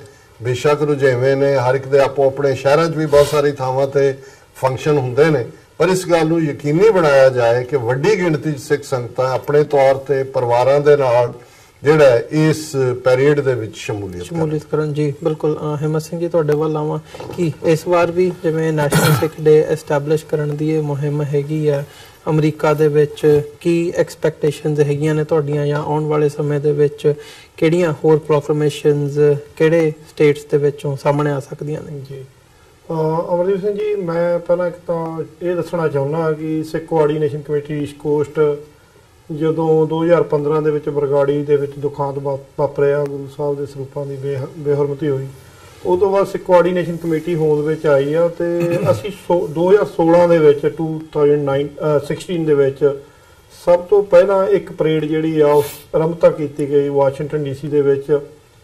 ਉਹਦੇ ਵਿੱਚ ਜਿੱਥੇ ਸਾਨੂੰ ਗੁਰੂ ਸਾਹਿਬ ਦੀ ਸਰੂਪਾਂ ਦੀ ਜਿਹੜੀ ਬੇਹਰਮਤੀ ਹੋਈ ਪੰਜਾਬ ਦੇ ਵਿੱਚ, ਉਹ ਗੁਰੂ ਸਾਹਿਬ ਦੀ ਆਪਾਂ ਫਲਸਫੇ ਦੀ, ਗੁਰੂ ਦੀ ਬਾਣੀ ਦੀ ਗੱਲ ਜਿਹੜੀ ਆ ਆਪਣੇ ਮੈਸੇਜ ਜਿਹੜਾ ਆ ਉਹ ਦੇਣ ਲਈ ਉੱਥੇ, ਕਿਉਂਕਿ ਇਹ ਜਿਹੜੀ ਪਰੇਡ ਆ ਨੈਸ਼ਨਲ ਸਿੱਖ ਡੇ ਪਰੇਡ ਜਿਹੜੀ ਆ ਇਹ ਧੰਨ ਧੰਨ ਸਾਹਿਬ ਸ੍ਰੀ ਗੁਰੂ ਗ੍ਰੰਥ ਸਾਹਿਬ ਪਿਤਾ ਜੀ ਦੀ ਸਰਪ੍ਰਸਤੀ ਦੇ ਵਿੱਚ ਕੱਢੀ ਜਾਂਦੀ ਆ। 5 ਸਿੰਘ ਸਾਹਿਬਾਨ ਜਿਹੜੇ ਅਗਵਾਈ ਕਰਦੇ ਹਨ। ਸੋ ਅਸੀਂ ਇਸ ਪਰੇਡ ਨੂੰ ਸ਼ੁਰੂਆਤ ਕੀਤਾ 4 ਸਾਲ ਪਹਿਲਾਂ। ਜਿਹੜੀਆਂ ਨਾਰਥ ਈਸਟ ਕੋਸਟ ਦੀਆਂ ਗੁਰਦੁਆਰਾ ਪ੍ਰਬੰਧਕ ਕਮੇਟੀਆਂ, ਪੰਥਕ ਜਥੇਬੰਦੀਆਂ ਸਮੂਹ ਨੇ ਰਲ ਕੇ ਸਿੱਖ ਸੰਗਤਾਂ ਦੇ ਸਹਿਯੋਗ ਦੇ ਨਾਲ। ਸੋ ਉਸ ਤੋਂ ਉਪਰੰਤ ਹੁਣ ਇਹ ਚੌਥੀ ਜਿਹੜੀ ਆ ਪਰੇਡ ਹੈਗੀ ਆ। ਸੋ ਇਹਦਾ 6 ਅਪ੍ਰੈਲ ਨੂੰ ਸਵੇਰੇ 11 ਵਜੇ ਆਰੰਭਤਾ ਜਿਹੜੀ ਆ ਹੋਣੀ ਆ। ਸੋ ਕੌਂਸਟੀਟਿਊਸ਼ਨ ਐਵਨਿਊ ਤੇ ਚੱਲ ਕੇ ਸਿੱਧੀ ਸਟ੍ਰੇਟ ਕੈਪੀਟਲ ਹਿੱਲ ਜਿਹੜੀ ਆ ਪਾਰਲੀਮੈਂਟ ਦੇ ਸਾਹਮਣੇ ਉੱਥੇ ਸਮਾਪਤੀ ਹੋਣੀ ਆ। ਸੋ ਉੱਥੇ ਹੀ ਫਿਰ ਜਿਹੜੀ ਸਟੇਜ ਲੱਗਣੀ ਆ, ਲੰਗਰ ਪਾਣੀ ਦਾ ਪ੍ਰਬੰਧ ਵੀ ਉੱਥੇ ਹੋਏਗਾ। ਸੋ ਸਾਡੇ ਕੋਲ ਪੰਥਕ ਸ਼ਖਸੀਅਤਾਂ ਜਿਹੜੇ ਅਮਰੀਕਨ ਪੋਲੀਟੀਸ਼ੀਅਨ ਹੈਗੇ ਆ, ਉਹਨਾਂ ਤੱਕ ਜਿਹੜੀ ਆ ਆਉਣ ਵਾਲੇ ਦਿਨਾਂ ਦੇ ਵਿੱਚ ਉਹ ਵੀ ਮੈਂਸ਼ਨ ਕਰਾਂਗੇ। ਸੋ ਉਹਨਾਂ ਤੱਕ ਅਪਰੋਚ ਕੀਤੀ ਜਾ ਰਹੀ ਆ। ਸੋ ਸਾਡਾ ਮੁੱਖ ਮਕਸਦ ਇਹੀ ਆ ਕਿ ਜਿੱਥੇ ਅਸੀਂ ਅਮਰੀਕਾ ਦੇ ਵਿੱਚ ਸਿੱਖ ਆਇਡੈਂਟੀਟੀ ਦੀ ਗੱਲ ਹੈਗੀ ਆ ਔਰ ਕਾਫੀ ਹੇਟ ਕ੍ਰਾਈਮ ਵਰਗੀਆਂ ਘਟਨਾਵਾਂ ਹੈਗੀਆਂ, ਸੋ ਉਸ ਚੀਜ਼ ਦੇ ਉੱਤੇ ਅਸੀਂ ਪਹਿਰਾ ਬਣਾਏ ਰੱਖਿਆ ਆ। ਔਰ ਨਾਲ ਦੀ ਨਾਲ ਸਾਡੀ ਇੰਟਰਨੈਸ਼ਨਲ ਲੈਵਲ ਸਾਡਾ ਜਿਹੜਾ ਉਹ ਖਿੱਤਾ ਪੰਜਾਬ ਦੇ ਵਿੱਚ ਜਿੱਥੇ ਭਾਰਤ ਨੇ ਕਬਜ਼ਾ ਕੀਤਾ ਹੋਇਆ, ਉਸ ਦੀ ਆਜ਼ਾਦੀ, ਪੰਜਾਬ ਦੀ ਆਜ਼ਾਦੀ ਦੀ ਜਿਹੜੀ ਗੱਲ ਆ ਉਹ ਵੀ ਬੁਲਾਰਿਆਂ ਵੱਲੋਂ, ਵੱਖ-ਵੱਖ ਬੁਲਾਰਿਆਂ ਵੱਲੋਂ ਆਪਣੀ ਆਜ਼ਾਦੀ ਦੀ ਗੱਲ ਨੂੰ ਦ੍ਰਿੜਤਾ ਦੇ ਨਾਲ ਦੁਹਰਾਇਆ ਜਾਂਦਾ ਆ। ਔਰ ਅਸੀਂ ਕੁਝ ਜਿਹੜਾ ਇੰਗਲਿਸ਼ ਦੇ ਵਿੱਚ ਮਟੀਰੀਅਲ ਅਸੀਂ ਜਿਹੜੇ ਪੈਂਪਲੇਟਸ ਹੁੰਦੇ ਆ ਉਹਦੇ ਵਿੱਚ ਜਿੱਥੇ ਅਸੀਂ ਗੁਰੂ ਗ੍ਰੰਥ ਸਾਹਿਬ ਦੀ ਫਲਸਫੇ ਦੀ ਗੱਲ ਕਰਦੇ ਆ, ਗੁਰੂ ਦੀ ਬਾਣੀ ਦੀ ਗੱਲ ਕਰਦੇ ਆ, ਉੱਥੇ 1984 ਦੇ ਵਿੱਚ ਸਾਡੇ ਨਾਲ ਕੀ ਹੋਇਆ, ਸਾਡੀਆਂ 6 ਪ੍ਰੋਬਲਮਾਂ ਕੀ ਹਨ। ਸੋ ਬੇਸਿਕ ਜੀਆਂ ਗੱਲਾਂ ਜਿਹੜੀਆਂ ਉਹਦੇ ਵਿੱਚ ਅਸੀਂ ਲਿਆਉਂਦੇ ਆ, ਔਰ ਉਹਨੂੰ ਸਪੈਨਿਸ਼ ਦੇ ਵਿੱਚ ਵੀ ਅਸੀਂ ਜਿਹੜੇ ਉਹ ਪੈਂਪਲੇਟਸ ਹੁੰਦੇ ਆ, ਕਿਉਂਕਿ ਅਮਰੀਕਾ ਦੇ ਵਿੱਚ ਜੇ ਅਸੀਂ ਦੇਖਦੇ ਹਾਂ ਦੂਜੇ ਨੰਬਰ ਤੇ ਸਪੈਨਿਸ਼ ਜਿਹੜੇ ਉਹ ਲੋਕ ਕਾਫੀ ਵਿਜ਼ਿਟ ਵੀ ਕਰਦੇ ਆ, ਕਿਉਂਕਿ ਪਾਰਲੀਮੈਂਟ ਦੇ ਸਾਹਮਣੇ ਵਾਸ਼ਿੰਗਟਨ ਡੀਸੀ ਦੇ ਵਿੱਚ ਉਹਨਾਂ ਦੇ ਵਿੱਚ ਦਿਨਾਂ ਦੇ ਵਿੱਚ ਵਿਜ਼ਟਰ ਬੜੇ ਆਏ ਹੁੰਦੇ ਆ, ਤੇ ਉਹਨਾਂ ਨੂੰ ਤੁਸੀਂ ਉਹ ਦਿੰਦੇ ਆ। ਤੇ ਸਾਡੀ ਜਿਹੜੀ ਧਰਮ ਦੀ ਜਿੱਥੇ ਗੱਲ ਆ, ਗੁਰੂ ਦੀ ਬਾਣੀ ਦੀ ਗੱਲ ਆ, ਗੁਰੂ ਦੀ ਗੱਲ ਆ, ਉੱਥੇ ਸਾਡੀ ਆਇਡੈਂਟੀਟੀ ਦੀ ਗੱਲ ਜਿਹੜੀ ਆ ਉਹਨਾਂ ਲੋਕਾਂ ਤੱਕ ਜਾਂਦੀ। ਸੋ ਭਾਵੇਂ ਡਾਕਟਰ ਸਾਹਿਬ ਨੇ ਦੱਸਿਆ ਆਪਣੀ ਨਿਊਯਾਰਕ ਦੇ ਵਿੱਚ ਵੀ ਪਰੇਡ ਜਿਹੜੀ 27 ਅਪ੍ਰੈਲ ਨੂੰ ਖਾਲਿਸਤਾਨ ਡੇ ਪਰੇਡ ਨੂੰ ਕਿਹਾ ਜਾਂਦਾ ਦੂਜੇ ਅੱਖਰਾਂ 'ਚ, ਕਿਉਂਕਿ 1984 ਦੇ ਅਟੈਕ ਤੋਂ ਬਾਅਦ ਉਹਦੀ ਪਰੇਡ ਦੀ ਸ਼ੁਰੂਆਤ ਕੀਤੀ ਗਈ। ਔਰ ਇਹ ਜਿਹੜੀ ਪਰੇਡ ਆ ਵਾਸ਼ਿੰਗਟਨ ਡੀਸੀ ਦੇ ਵਿੱਚ, ਇਹਦਾ ਮੁੱਖ ਮਕਸਦ ਦੇਖੋ ਪੋਲੀਟੀਕਲ ਹੱਬ ਆ, ਪਾਰਲੀਮੈਂਟ ਦੇ ਸਾਹਮਣੇ ਉੱਥੇ ਕਾਨੂੰਨ ਘੜੇ ਜਾਂਦੇ ਆ, ਦੁਨੀਆ ਦੀ ਪਾਵਰ ਆ ਅਮਰੀਕਾ ਜਿਹੜੀ ਆ। ਸੋ ਉੱਥੇ ਜਦੋਂ ਅਸੀਂ ਵੱਡੀ ਤਾਦਾਦ ਦੇ ਵਿੱਚ ਸਾਡੇ 4 ਸਾਲ ਹੋ ਗਏ ਆ, ਸੋ ਐਵਰੀ ਈਅਰ ਜਿਹੜਾ ਸੰਗਤਾਂ ਦੀ ਜਿਹੜੀ ਉੱਥੇ ਆਉਣ ਦੇ ਵਿੱਚ ਵਾਧਾ ਹੁੰਦਾ ਆ, ਔਰ ਵਧੀਆ ਤਰੀਕੇ ਨਾਲ ਉਹਨੂੰ ਆਰਗੇਨਾਈਜ਼ ਕੀਤਾ ਜਾਂਦਾ ਆ। ਸੋ ਅਸੀਂ ਸਮਝਦੇ ਕਿ ਆਉਣ ਵਾਲੇ ਸਮੇਂ ਦੇ ਵਿੱਚ ਇੱਕ ਵੱਡਾ ਇਕੱਠ ਜਦੋਂ ਹੋਣ ਲੱਗ ਜਾਏਗਾ, ਤਾਂ ਫਿਰ ਤੁਹਾਨੂੰ ਇਹ ਸਿਸਟਮ ਜਿਹੜਾ ਪੁੱਛੇਗਾ ਵੀ ਭਾਈ ਤੁਹਾਡੀਆਂ ਪ੍ਰੋਬਲਮਾਂ ਕਿਉਂਕਿ ਅੱਜ ਦਾ ਜਿਹੜਾ ਸਮਾਂ ਆ ਉਹ ਨੰਬਰਾਂ ਦੀ ਗੱਲ ਕਰਦਾ ਜੀ। ਤੁਹਾਡੇ ਕੋਲ ਤੁਹਾਡੇ ਸਿਟੀਜ਼ਨ, ਤੁਹਾਡੇ ਵੋਟ ਬੈਂਕ ਕਿੰਨਾ ਕਾ, ਤੇ ਜਦੋਂ ਤੁਸੀਂ ਉਸ ਪੋਲੀਟੀਕਲ ਲੈਵਲ ਤੇ ਹੋਵੋਗੇ ਬਰਾਬਰ ਇਹਨਾਂ ਕੰਟਰੀ ਦੇ ਵਿੱਚ, ਤੇ ਤੁਹਾਡੀਆਂ ਨੈਚੁਰਲੀ ਜਿਹੜੀਆਂ ਪ੍ਰੋਬਲਮਾਂ ਚਾਹੇ ਤੁਹਾਡੀਆਂ ਇੰਟਰਨੈਸ਼ਨਲ ਹੋਣ ਚਾਹੇ ਡੋਮੈਸਟਿਕ ਹੋਣ। ਸੋ ਅਸੀਂ ਅਪੀਲ ਵੀ ਕਰਦੇ ਹਾਂ ਜੋ ਆਪਣੇ ਨਾਰਥ ਈਸਟ ਕੋਸਟ ਦੇ ਗੁਰਦੁਆਰੇ ਸਾਹਿਬਾਨਾਂ ਤੋਂ ਬੱਸਾਂ ਦਾ ਪ੍ਰਬੰਧ ਹੈਗਾ, ਨਿਊਯਾਰਕ ਤੋਂ ਗੁਰਦੁਆਰਾ ਸਾਹਿਬ ਸਿੱਖ ਸੁਸਾਇਟੀ, ਸੰਤ ਸਾਗਰ ਗੁਰਦੁਆਰਾ ਸਾਹਿਬ ਤੋਂ, Sikh center of New York Inc Flushing, Queen village 222 ਤੋਂ, ਔਰ ਕਾਰਟਰੇਡ ਦੇ ਗੁਰਦੁਆਰਾ ਸਾਹਿਬਾਨ ਦੋਨਾਂ ਤੋਂ ਹੀ ਸਿੰਘ ਸਭਾ ਔਰ ਦਸ਼ਮੇਸ਼ ਦਰਬਾਰ ਔਰ ਪਾਈਨ ਹਿਲ ਗੁਰਦੁਆਰਾ ਸਾਹਿਬ। ਇਸੇ ਤਰ੍ਹਾਂ ਫਿਲਾਡੈਲਫੀਆ, ਪੈਂਸਲਵੇਨੀਆ, ਵਰਜੀਨੀਆ ਦੇ ਵਿੱਚੋਂ ਜਿਹੜੀਆਂ ਬੱਸਾਂ ਦਾ, ਇੰਡੀਆਨਾ ਦੇ ਵਿੱਚੋਂ ਵੀ ਇੱਕ ਜਿਹੜੀ ਬੱਸ ਆ ਰਹੀ ਆ, ਉੱਥੇ ਸਰਦਾਰ ਜਗਦੀਸ਼ ਹੁਣੀ ਜਿਹੜੇ ਆ ਉਹ ਜਗਦੀਸ਼ ਸਿੰਘ ਜੀ ਹੁਣੀ ਹੈਗੇ ਹਨ, ਮੈਂਬਰ ਵੀ ਹਨ ਸਾਡੇ ਪਹਾੜੀ ਨੇਸ਼ਨ ਜੀ। ਸੋ ਸਾਰੇ ਹੀ ਤਕਰੀਬਨ ਏਰੀਏ ਦੇ ਵਿੱਚੋਂ ਬੱਸਾਂ ਦਾ ਪ੍ਰਬੰਧ ਗੁਰਦੁਆਰੇ ਸਾਹਿਬਾਨਾਂ ਵੱਲੋਂ ਕੀਤਾ ਹੋਇਆ। ਸੋ ਮੈਂ ਸੰਗਤਾਂ ਨੂੰ ਅਪੀਲ ਵੀ ਕਰਾਂਗਾ ਕਿ ਆਪ ਜੀ ਆਪਣੇ ਇਹਦੇ ਨਾਲ ਇਹ ਵੀ ਐਡ ਕਰਦੇ ਆ ਕਿ ਟੀਵੀ 84 ਵੱਲੋਂ ਇਹ ਸਾਰੀ ਪਰੇਡ ਦਾ ਲਾਈਵ ਟੈਲੀਕਾਸਟ ਕੀਤਾ ਜਾਏਗਾ ਜੀ। ਸੋ ਮਤਲਬ ਸੰਗਤ ਨੂੰ ਬੇਨਤੀ ਇਹ ਵੀ ਆ ਵੀ ਕਿ ਆਪ ਜੀ ਆਪਣੇ ਨੇਬਰ ਗੁਰਦੁਆਰਿਆਂ ਦੇ ਨਾਲ ਜਿੱਥੇ ਆਪ ਜੀ ਜਾਂਦੇ ਹੋ ਪ੍ਰਬੰਧਕਾਂ ਦੇ ਨਾਲ ਜ਼ਰੂਰ ਰਾਬਤਾ ਕਰੋ ਕਾਇਮ ਜੀ। ਬੱਸਾਂ ਦਾ ਪ੍ਰਬੰਧ ਹੈਗਾ, ਔਰ ਕੋਸ਼ਿਸ਼ ਕਰੋ ਆਪਣੀਆਂ ਪਰਸਨਲ ਗੱਡੀਆਂ ਦੇ ਵਿੱਚ ਤੁਸੀਂ ਉੱਥੇ ਪਹੁੰਚੋ। ਸੋ ਇਸ ਪਰੇਡ ਦੇ ਵਿੱਚ ਜੇ ਅਸੀਂ ਡੀਸੀ ਦੇ ਵਿੱਚ ਸਾਡੀ ਆਉਣ ਵਾਲੀਆਂ ਜਨਰੇਸ਼ਨਾਂ, ਬੱਚਿਆਂ ਪੀੜ੍ਹੀਆਂ ਦਾ ਜਿਹੜਾ ਨਾ ਉਹ ਫਿਊਚਰ ਛੁਪਿਆ ਇਸ ਪਰੇਡ ਦੇ ਵਿੱਚ। ਜੇ ਅਸੀਂ ਵੱਡੀ ਤਾਦਾਦ ਦੇ ਵਿੱਚ ਉੱਥੇ ਇਕੱਤਰ ਹੁੰਦੇ ਆ ਪਾਰਲੀਮੈਂਟ ਦੇ ਸਾਹਮਣੇ, ਸੋ ਤੁਹਾਨੂੰ ਜਿਹੜੀ ਆ ਉਹ ਇਸ ਕੰਟਰੀ ਦਾ ਜਿਹੜਾ ਮੀਡੀਆ ਵੀ ਵਾਚ ਕਰਦਾ ਆ, ਔਰ ਤੁਹਾਡੀਆਂ ਜਿਹੜੀਆਂ ਪ੍ਰੋਬਲਮਾਂ ਵੀ ਵਾਚ ਕਰਦਾ ਆ, ਸੁਣਦਾ ਆ ਤੁਹਾਨੂੰ। ਸੋ ਅਸੀਂ ਚਾਹੁੰਦੇ ਆ ਕਿ ਸਾਡੇ ਜਿਹੜੇ ਇਸ ਕੰਟਰੀ ਦੇ ਵਿੱਚ ਬੱਚੇ ਸਕੂਲਾਂ, ਕਾਲਜਾਂ, ਯੂਨੀਵਰਸਿਟੀਆਂ ਦੇ ਵਿੱਚ ਜਾਂਦੇ ਆ, ਉਹ ਆਪ ਅਸੀਂ ਉਹਨਾਂ ਨੂੰ ਪਿਛਲੇ ਸਾਲ ਸਮਾਂ ਵੀ ਦਿੱਤਾ ਸੀ ਕਿ ਤੁਸੀਂ ਇਹਨੂੰ ਆਪ ਮੂਹਰੇ ਹੋ ਕੇ ਵਧੀਆ ਤਰੀਕੇ ਨਾਲ ਆਰਗੇਨਾਈਜ਼ ਕਰੋ, ਤਾਂ ਕਿ ਸਾਡੇ ਜਿਹੜੇ ਨੌਜਵਾਨ ਆ ਉਹ ਅੱਗੇ ਵੱਧ ਸਕਣ ਇਸ ਸਿਸਟਮ ਦੇ ਵਿੱਚ, ਉਹਨਾਂ ਪੋਲੀਟੀਕਲ ਲੋਕਾਂ ਤੱਕ ਜਿਹੜੀ ਅਪਰੋਚ ਕਰ ਸਕੇ। ਦੂਜਾ ਤੁਹਾਡਾ ਇੱਕ ਕੁਐਸਚਨ ਦੇ ਵਿੱਚ ਇਹ ਸੀਗਾ ਕਿ ਅਸੀਂ ਜੋ ਸਾਡੇ ਮੈਂਬਰ ਹਨ ਮੈਸਾਚੂਸੇਟਸ ਸਟੇਟ ਤੋਂ ਗੁਰਨਿੰਦਰ ਸਿੰਘ ਧਾਲੀਵਾਲ, ਸੋ ਉਸ ਸਟੇਟ ਦੇ ਵਿੱਚ ਵੀ ਜਿਹੜਾ ਆਪਣਾ ਖਾਲਸਾਈ ਨਿਸ਼ਾਨ ਵੀ ਚਲਾਇਆ ਜਾਏਗਾ ਸਿਟੀ ਹਾਲ ਦੇ ਵਿੱਚ ਪਹਿਲੀ ਵਾਰੀ, ਔਰ ਉੱਥੇ ਵੀ ਜਿਹੜੀ ਰੈਕੋਗਨਾਈਜ਼ ਮੈਸਾਚੂਸੇਟਸ ਸਟੇਟ ਦੇ ਵਿੱਚ ਜਿਹੜਾ ਉਹ ਕੀਤਾ ਜਾਏਗਾ ਹੋਲੀਓਕ ਸਿਟੀ ਦੇ ਵਿੱਚ ਜੀ। ਇਸੇ ਤਰ੍ਹਾਂ ਹੁਣ ਜਿਵੇਂ ਡਾਕਟਰ ਸਾਹਿਬ ਨੇ ਦੱਸ ਹੀ ਦਿੱਤਾ 25 ਤਰੀਕ ਨੂੰ ਟ੍ਰੈਂਟਨ ਨਿਊ ਜਰਸੀ ਸਟੇਟ ਦੇ ਵਿੱਚ ਉਹਦੇ ਵਿੱਚ ਸਿੱਖ ਕਾਕਸ ਵੀ ਆ, ਔਰ ਸਿੱਖ ਕੋਆਰਡੀਨੇਸ਼ਨ ਕਮੇਟੀ ਈਸਟ ਕੋਸਟ ਰਲ ਕੇ ਉਹ ਦਿਨ ਜਿਹੜਾ ਕਿ ਲਾਸਟ ਈਅਰ ਬਿੱਲ ਪਾਸ ਹੋਇਆ ਸੀ, ਸਿੱਖ ਅਵੇਅਰਨੈਸ ਮੰਥ ਅਪ੍ਰੈਲ ਦਾ ਮਹੀਨਾ, ਔਰ 14 ਅਪ੍ਰੈਲ ਜਿਹੜਾ ਹੈ ਜੇ ਸਿੱਖ ਡੇ, ਨੈਸ਼ਨਲ ਸਿੱਖ ਡੇ ਜਿਹੜਾ, ਉਹਦੇ ਉੱਤੇ ਸੀ ਵਰਕ ਤਕਰੀਬਨ ਕਾਫੀ ਕਨੈਕਟੀਕਟ ਸਟੇਟ ਦੇ ਵਿੱਚ, ਈਵਨ ਪੈਂਸਲਵੇਨੀਆ ਦੇ ਵਿੱਚ, ਡੈਲਵੇਅਰ ਦਾ ਡਾਕਟਰ ਸਾਹਿਬ ਨੇ ਦੱਸਿਆ, ਬਹੁਤ ਸਟੇਟਾਂ ਦੇ ਵਿੱਚ। ਇਹ ਸਾਡਾ ਮਿਸ਼ਨ ਉਦੋਂ ਤੋਂ ਹੀ ਹੈਗਾ ਵੀ ਨੈਸ਼ਨਲ ਸਿੱਖ ਡੇ ਜਿਹੜੇ ਅਮਰੀਕਾ ਦੇ ਵਿੱਚ ਸਿੱਖ ਰਹਿੰਦੇ ਆ, ਅਸੀਂ ਇੱਕ ਆਪਣਾ ਦਿਨ ਜਿਹੜਾ ਇਹਨਾਂ ਸਰਕਾਰਾਂ ਤੋਂ ਮਨਵਾਈਏ, ਕਿ ਜਦੋਂ ਦੂਜੀਆਂ ਕੌਮਾਂ ਦੇ ਦਿਨ ਇਸ ਕੰਟਰੀ ਦੇ ਵਿੱਚ ਹੈਗੇ ਆ, ਤੇ ਅਪ੍ਰੈਲ ਦਾ ਮਹੀਨਾ ਜਿਹੜਾ ਸਿੱਖਾਂ ਦਾ, ਜਿਸ ਦਿਨ ਆਨੰਦਪੁਰ ਦੀ ਧਰਤੀ ਤੇ ਗੁਰੂ ਸਾਹਿਬ ਨੇ ਪੰਜ ਸਿੰਘਾਂ ਦੀ ਸਾਜਨਾ ਕਰਕੇ ਜਿਹੜੀ ਉਹ ਕੌਮ ਨੂੰ ਦਬੇ ਕੁਚਲੇ ਹੋਏ ਲੋਕਾਂ ਨੂੰ ਇੱਕ ਨਾਲ ਲਾ ਕੇ ਸੋ ਉਹ ਮਜਲੂਮਾਂ ਦੀ ਰੱਖਿਆ ਵਾਸਤੇ ਜ਼ੁਲਮ ਦੇ ਖਿਲਾਫ ਲੜਨ ਲਈ ਉੱਥੇ ਸਾਜਿਆ ਸੀ ਅਨੰਦਪੁਰ ਦੀ ਧਰਤੀ ਤੇ। ਉਸ ਦਿਨ ਨੂੰ ਵਰਲਡ ਵਾਈਜ਼ ਅਸੀਂ ਇਹ ਵੀ ਆਵਾਜ਼ ਦਿੱਤੀ ਆ ਪੰਥ ਨੂੰ ਵਰਲਡ ਵਾਈਜ਼ ਕਿ ਇਹਨੂੰ ਵਿਸ਼ਵ ਸਿੱਖ ਡੇ ਦੇ ਨਾਂ ਤੇ ਵੀ ਅਸੀਂ ਵਰਕ ਜਿਹੜਾ ਆ ਉਹ ਅਪਰੋਚ ਕਰ ਰਹੇ ਆ ਕਿ ਵਰਲਡ ਸਿੱਖ ਡੇ, ਕਿਉਂਕਿ ਅਪ੍ਰੈਲ ਦਾ ਮਹੀਨਾ ਇਹ ਬੜਾ ਮਹੱਤਵਪੂਰਨ ਆ ਪੂਰੇ ਵਰਲਡ ਦੇ ਵਿੱਚ। ਨਗਰ ਕੀਰਤਨ ਪਰੇਡਸ ਜਿਹੜੀਆਂ ਖਾਲਸਾ ਸਾਜਨਾ ਦਿਵਸ ਨੂੰ ਸਮਰਪਿਤ ਹੁੰਦੀਆਂ, ਸੋ ਇਹ ਪਰੇਡ ਵੀ ਖਾਲਸਾ ਸਾਜਨਾ ਦਿਵਸ ਨੂੰ ਸਮਰਪਿਤ ਹੈਗੀ ਆ। ਸੋ ਇਹ ਬੇਨਤੀ ਆ ਵੀ ਸਾਰੀਆਂ ਸੰਗਤਾਂ ਨੂੰ ਇਸ ਖਿੱਤੇ ਵਿੱਚੋਂ ਵੱਧ ਚੜ ਕੇ ਅਹਮ ਨਿਭਾ ਕੇ ਵੀਰਾ ਕੱਤ ਕੇ ਪਰੇਡ ਦੇ ਵਿੱਚ ਪਹੁੰਚੋ। 6 ਅਪ੍ਰੈਲ ਨੂੰ ਵਾਸ਼ਿੰਗਟਨ DC ਸਵੇਰੇ 11 ਵਜੇ ਆਰੰਭਤਾ ਹੋਏਗੀ। ਜੀ ਜ਼ਰੂਰ। ਸੋ ਸਾਡਾ ਸਮਾਂ ਨਹੀਂ ਇਜਾਜ਼ਤ ਦਿੰਦਾ, ਗੱਲਬਾਤ ਨੂੰ ਹੋਰ ਅੱਗੇ ਵਧਾਈਏ। ਸਾਡੇ ਜਿਹੜੇ ਦਰਸ਼ਕ ਹੈਗੇ ਆ, ਮੈਂ ਉਮੀਦ ਕਰਦਾ ਕਿ ਅੱਜ ਦੀ ਇਹ ਜਿਹੜੀ ਪੈਨਲ ਡਿਸਕਸ਼ਨ ਸੀ ਤੁਹਾਨੂੰ ਜ਼ਰੂਰ ਪਸੰਦ ਆਈ ਹੋਵੇਗੀ। ਸੋ ਅੱਜ ਦੇ ਸ਼ੋਅ ਦੇ ਵਿੱਚ ਇੱਥੇ ਹੀ ਅਸੀਂ ਇਜਾਜ਼ਤ ਚਾਹਾਂਗੇ। ਦੁਬਾਰਾ ਫਿਰ ਕੱਲ ਨੂੰ ਤੁਹਾਡੇ ਨਾਲ ਮੁਲਾਕਾਤ ਹੋਵੇਗੀ। ਡਾਕਟਰ ਸਾਹਿਬ ਤੇ ਬਲਜਿੰਦਰ ਸਿੰਘ ਜੀ, ਹਿੰਮਤ ਸਿੰਘ ਜੀ, ਤੁਹਾਡਾ ਬਹੁਤ ਬਹੁਤ ਧੰਨਵਾਦ। ਤੁਸੀਂ ਆਪਣਾ ਸਮਾਂ ਕੱਢ ਕੇ ਸਾਡੇ ਨਾਲ ਇੱਥੇ ਸਟੂਡੀਓ ਦੇ ਵਿੱਚ ਪਹੁੰਚੇ ਹੋ ਤੇ ਫਤਿਹ ਦੀ ਸਾਂਝ ਪਾਈ ਅੰਤ ਦੇ ਵਿੱਚ। ਵਾਹਿਗੁਰੂ ਜੀ ਕਾ ਖਾਲਸਾ, ਵਾਹਿਗੁਰੂ ਜੀ ਕੀ ਫਤਿਹ।